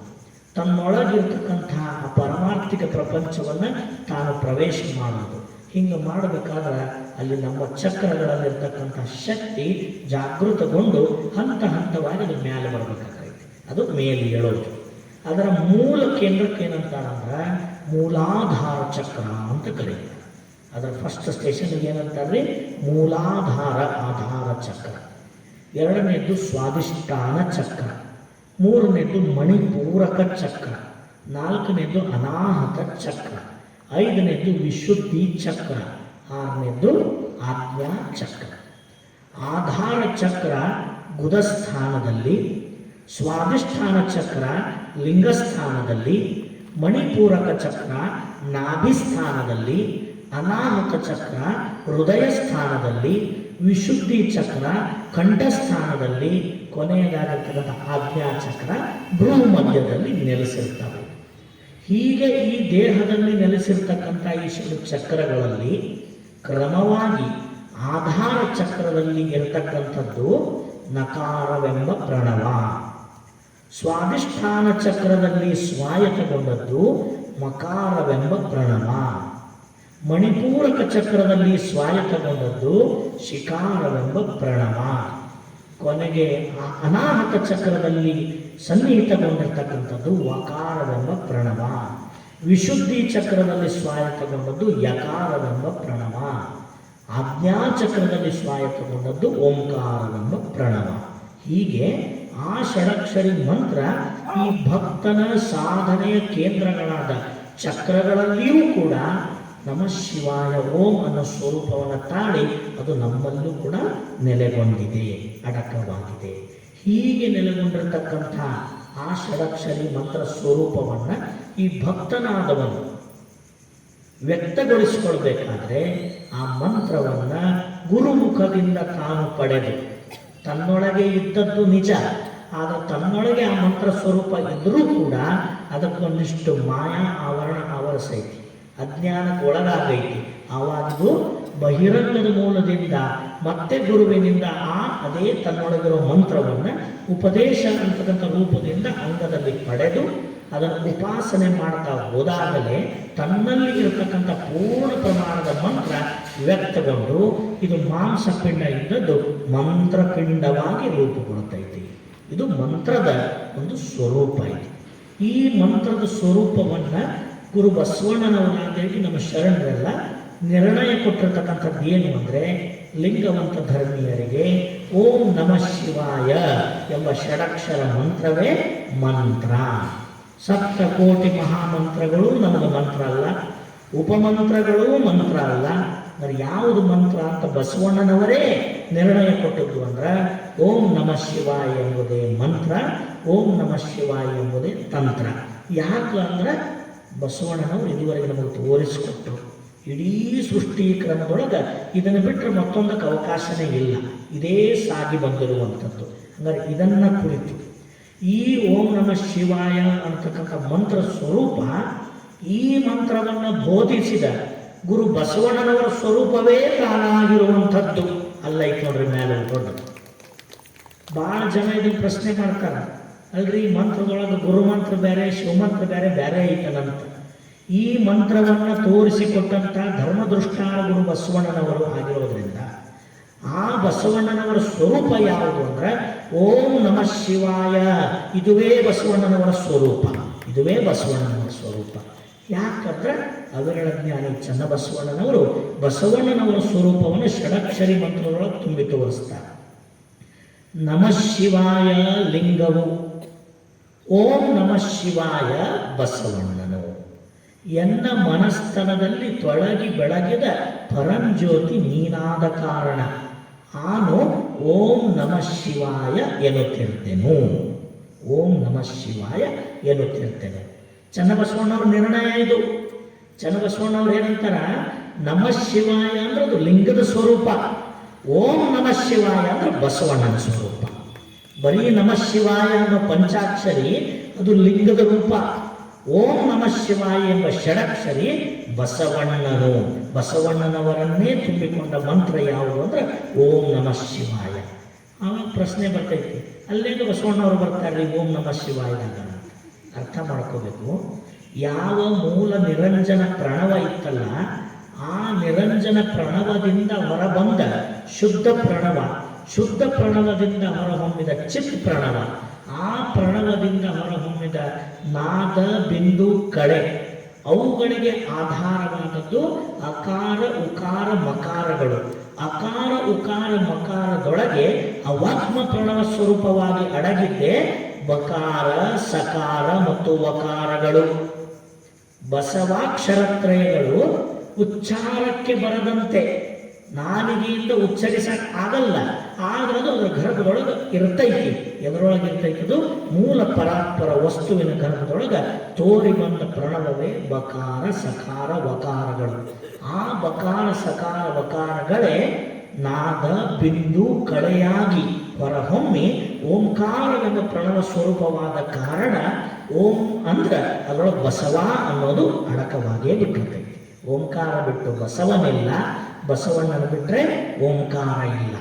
ಇದನ್ನ ಹೆಂಗೆ ಹೇಳ್ತಾರೆ ಚನ್ನಬಸವಣ್ಣವರು ಅಂದರೆ, ಬಸವಣ್ಣ ಓಂಕಾರದಿಂದ ತತ್ತ ನೀನೇ, ನಾದ ಬಿಂದು ಕಳೆಗಳಿಂದ ಅತ್ತತ್ತ ನೀನೆ, ಪೂರ್ವಾಚಾರ್ಯ ನೀನೆ, ಪ್ರಥಮಾಚಾರ್ಯ ನೀನೆ, ಲಿಂಗಾಚಾರ್ಯ ನೀನೆ, ಜಂಗಮಾಚಾರ್ಯ ನೀನೆ, ಪ್ರಸಾದಾಚಾರ್ಯನೂ ನೀನೆ, ಎನಗೆ ಸರ್ವಾಚಾರ್ಯನೂ ನೀನೇ, ಗತಿ ಮತಿಯಾಗಿ ಎನ್ನ ನುಳುಹಿದ ಕಾರಣ ಆವ ವರ್ಣವಿಲ್ಲದಂದು. ಈ ಶಬ್ದ ನೋಡ್ರಿ, ಆವ ವರ್ಣವಿಲ್ಲದಂದು ಕೂಡಲ ಚೆನ್ನ ಸಂಗಯ್ಯನಲ್ಲಿ ಓಂ ನಮಃ ಶಿವಾಯ ಎನ್ನುತ್ತಿರುತ್ತೇನು. ಚನ್ನಬಸವಣ್ಣವರು ಒಪ್ಪಿಕೊಂಡ್ರು ಏನಂತ? ಓಂ ನಮಃ ಶಿವಾಯ ಎನ್ನುತ್ತಿರುತ್ತೇನು. ಯಾಕಂದ್ರೆ ಬಸವಣ್ಣ ಓಂಕಾರದಿಂದ ತತ್ತ ನೀನೆ. ಓಂಕಾರಕ್ಕೂ ಅತೀತವಾಗಿರುವ ಬಯಲಿನ ಸ್ವರೂಪವೇ ತಾನಾಗಿರ್ತಕ್ಕಂಥದ್ದು ಬಸವ. ಅದು ಎಲ್ಲ ಐತಂದ್ರೆ ಓಂಕಾರ ಹುಟ್ಟೋಕ್ಕಿಂತ ಮೊದಲೇ ಬಸವ ಐತಿ. ಹೆಂಗೈತಿ? ಅವಾಗ್ಮ ಪ್ರಣವ ಸ್ವರೂಪವಾಗೈತಿ. ಅದು ವಾಚ್ಯಕ್ಕೆ ಬರಬೇಕಾದ್ರೆ ಓಂಕಾರ ಸ್ವರೂಪ ತಾಳಲೇಬೇಕು. ಓಂಕಾರದಿಂದ ಅಕ್ಷರಗಳೇ ಹೊರಗೆ ಬರಲ್ಲ. ನಿಮ್ಮ ವ್ಯಂಜನಗಳಿರಲಿ, ಸ್ವರಗಳಿರಲಿ, ಅವೆಲ್ಲ ಹೊರಗೆ ಬರಬೇಕಾದ್ರೆ ಅದು ಬ, ಸ, ವ ಅಂತ ಅಕ್ಷರ ರೂಪ ತಗೋಬೇಕಾದ್ರೆ ಓಂಕಾರ ತಾಳಲೇಬೇಕು. ಓಂಕಾರಕ್ಕಿಂತ ಪೂರ್ವದೊಳಗೆ ಅದು ಇಲ್ಲಲ್ಲ, ಇದೆ. ಹೇಗಿದೆ? ಅದಕ್ಕೆ ತಾತ್ವಿಕವಾಗಿ ಹೆಸರು ಕೊಡ್ತಾರೆ ಅವಾಗ್ಮ ಪ್ರಣವ. ಅವಾಗ್ಮ ಅಂದ್ರೆ ವಾಕ್ಯಕ್ಕೆ ಬರಲಾರದ್ದು, ನಾಮ ರೂಪ ಕ್ರಿಯೆಗಳಿಂದ ತೋರಿ ಬರಲಾರದ ಅವಾಗ್ಮ ಪ್ರಣವ ಸ್ವರೂಪವಾಗಿ ಓಂಕಾರದಿಂದ ತತ್ತ ಬಸವ ಅನ್ನೋ ತತ್ವ ಇದೆ. ಆ ಬಸವನಿಂದಲೇ ಮಹಾಲಿಂಗವೆಂಬ ತತ್ವ ತೋರಿ ಬಂದಿರುವಂಥದ್ದು. ಅದಕ್ಕಾಗಿ ಸಿದ್ಧಲಿಂಗ ಶಿವಗಳು ಏನಂತಾರ? ಬಸವಣ್ಣನಿಂದ ಆದಿಲಿಂಗ ಅನಾದಿ ಶರಣನೆಂಬೆ, ಬಸವಣ್ಣನಿಂದ ಲಿಂಗವಾದ ಕಾರಣ ಮಹಾಲಿಂಗಗಳು ಶಿವಸಿದ್ದೇಶ್ವರ ಪ್ರಭುವೆ. ಆದಿಲಿಂಗ ಅನಾದಿ ಬಸವಣ್ಣ, ಲಿಂಗ ಇತ್ತಿತ್ತ, ಬಸವನ ಸ್ವರೂಪ ಅತ್ತತ್ತ. ಆದರೆ ಬಸವ ಹೇಗಿದ್ದಾನೆ? ವಾಕ್ಯಕ್ಕೆ ಬರದಂತೆ ನಾಮರೂಪ ಕ್ರಿಯೆಗಳೇನೂ ಇಲ್ಲದ ನಿರವಯ ಸದ್ಧರ್ಮ ಮೂರ್ತಿಯಾಗಿ ಒಳಗಡೆ ಅಡಗಿಬಿಟ್ಟಾನ. ಅದಕ್ಕೆ ಇಲ್ಲಿ ನಿರ್ಣಯ ಕೊಡ್ತಾರ ಅವರು ಏನಂತ? ನಮಃ ಶಿವಾಯ ಲಿಂಗವು ಓಂ ನಮಃ ಶಿವಾಯ ಅಂದ್ರೆ ಬಸವಣ್ಣನ ಕೂಡಿಸ್ಕೊಂಡೇ ಹೇಳದಂಗ ಮಂತ್ರ. ಬಸವಣ್ಣನ ಬಿಟ್ಟು ಓಂ ನಮಃ ಶಿವಾಯ ಇಲ್ಲ, ಓಂ ನಮಃ ಶಿವಾಯವನ್ನು ಬಿಟ್ಟು ಬಸವಣ್ಣನಿಲ್ಲ. ಅದಕ್ಕೆ ಇಲ್ಲೂ ನಿರ್ಣಯ ಕೊಡ್ತಾರೆ ಚನ್ನಬಸವಣ್ಣವರು ಏನಂತ? ಓಂಕಾರದಿಂದ ತತ್ತ ನೀನೇ, ನಾದ ಬಿಂದು ಕಳೆಗಳಿಂದ ತತ್ತ ನೀನೇ, ಪೂರ್ವಾಚಾರ್ಯನು ನೀನೇ, ಪ್ರಥಮಾಚಾರ್ಯನು ನೀನೇ, ಲಿಂಗಾಚಾರ್ಯ ನೀನೇ, ಜಂಗಮಾಚಾರ್ಯ ನೀನೇ, ಪ್ರಸಾದಾಚಾರ್ಯನೂ ನೀನೇ. ಈ ಎಲ್ಲ ತತ್ವಗಳ ಮೂಲ ಗರ್ಭವೇ ಬಸವಣ್ಣ ನೀನೇ ಆಗಿರೋದ್ರಿಂದ ನಾನು ಕಂಡುಕೊಂಡದ್ದೇನು ಅಂದ್ರೆ, ಗುರು ಬಸವನೇ ನಿನ್ನ ಸ್ವರೂಪ ಯಾವುದಂದ್ರೆ ಆವ ವರ್ಣಗಳು ಇಲ್ಲದಂತು. ವರ್ಣಗಳು ಅಂದ್ರೇನ್ರಿ? ವರ್ಣಾಕ್ಷರಗಳು, ವರ್ಣಮಾಲೆಗಳು, ಅಕಾರ ಉಕಾರ ಮಕಾರಗಳೇನೂ ಇಲ್ಲದಂದು ಕೂಡಲ ಚನ್ನ ಸಂಗಯ್ಯನಲ್ಲಿ ಓಂ ನಮಃ ಶಿವಾಯ ಎನ್ನುತ್ತಿರುತ್ತೇನು. ಅರ್ಥ ಆಗ್ತದ್ರಿ ಮಂತ್ರದ ಸ್ವರೂಪ? ಮಂತ್ರದೊಳಗೆ ಅಡಗಿರುವ ಗುರು ಬಸವನ ಸ್ವರೂಪ ಇಷ್ಟು ನಮಗೆ ಅರ್ಥ ಆಗೈತಲ್ಲ. ನಾಳೆ ದಿವಸ ಆ ಮಂತ್ರ ಪಠಿಸೋದು, ಮಂತ್ರ ಜಪ ಮಾಡೋದು, ಅದರ ಕ್ರಮಗಳೇನು, ಅದನ್ನು ಹೆಂಗೆ ನಾವು ಉಪಾಸನೆ ಮಾಡೋದ್ರಿಂದ ಮಂತ್ರ ಭಕ್ತನನ್ನು ಮಂತ್ರಪಿಂಡನಾಗಿ ಮಾಡ್ತೈತಿ ಅನ್ನೋದನ್ನು ನಾಳೆ ದಿವಸದ ಮಂತ್ರ ತತ್ವದ ಮುಂದೊಂದು ವಿಚಾರದಲ್ಲಿ ಮತ್ತೆ ಚಿಂತನೆಯನ್ನು ಮಾಡೋಣ ಅಂತ ಹೇಳ್ತಾ ಈ ನುಡಿ ಸೇವೆಯನ್ನು ಅಪ್ಪ ಬಸವಣ್ಣನವರ ಶ್ರೀಪಾದಕ್ಕೆ ಸಮರ್ಪಿಸಿ ಮತ್ತೊಮ್ಮೆ ಸರ್ವರಿಗೂ ಭಕ್ತಿಯ ಶರಣಾರ್ಥಿ.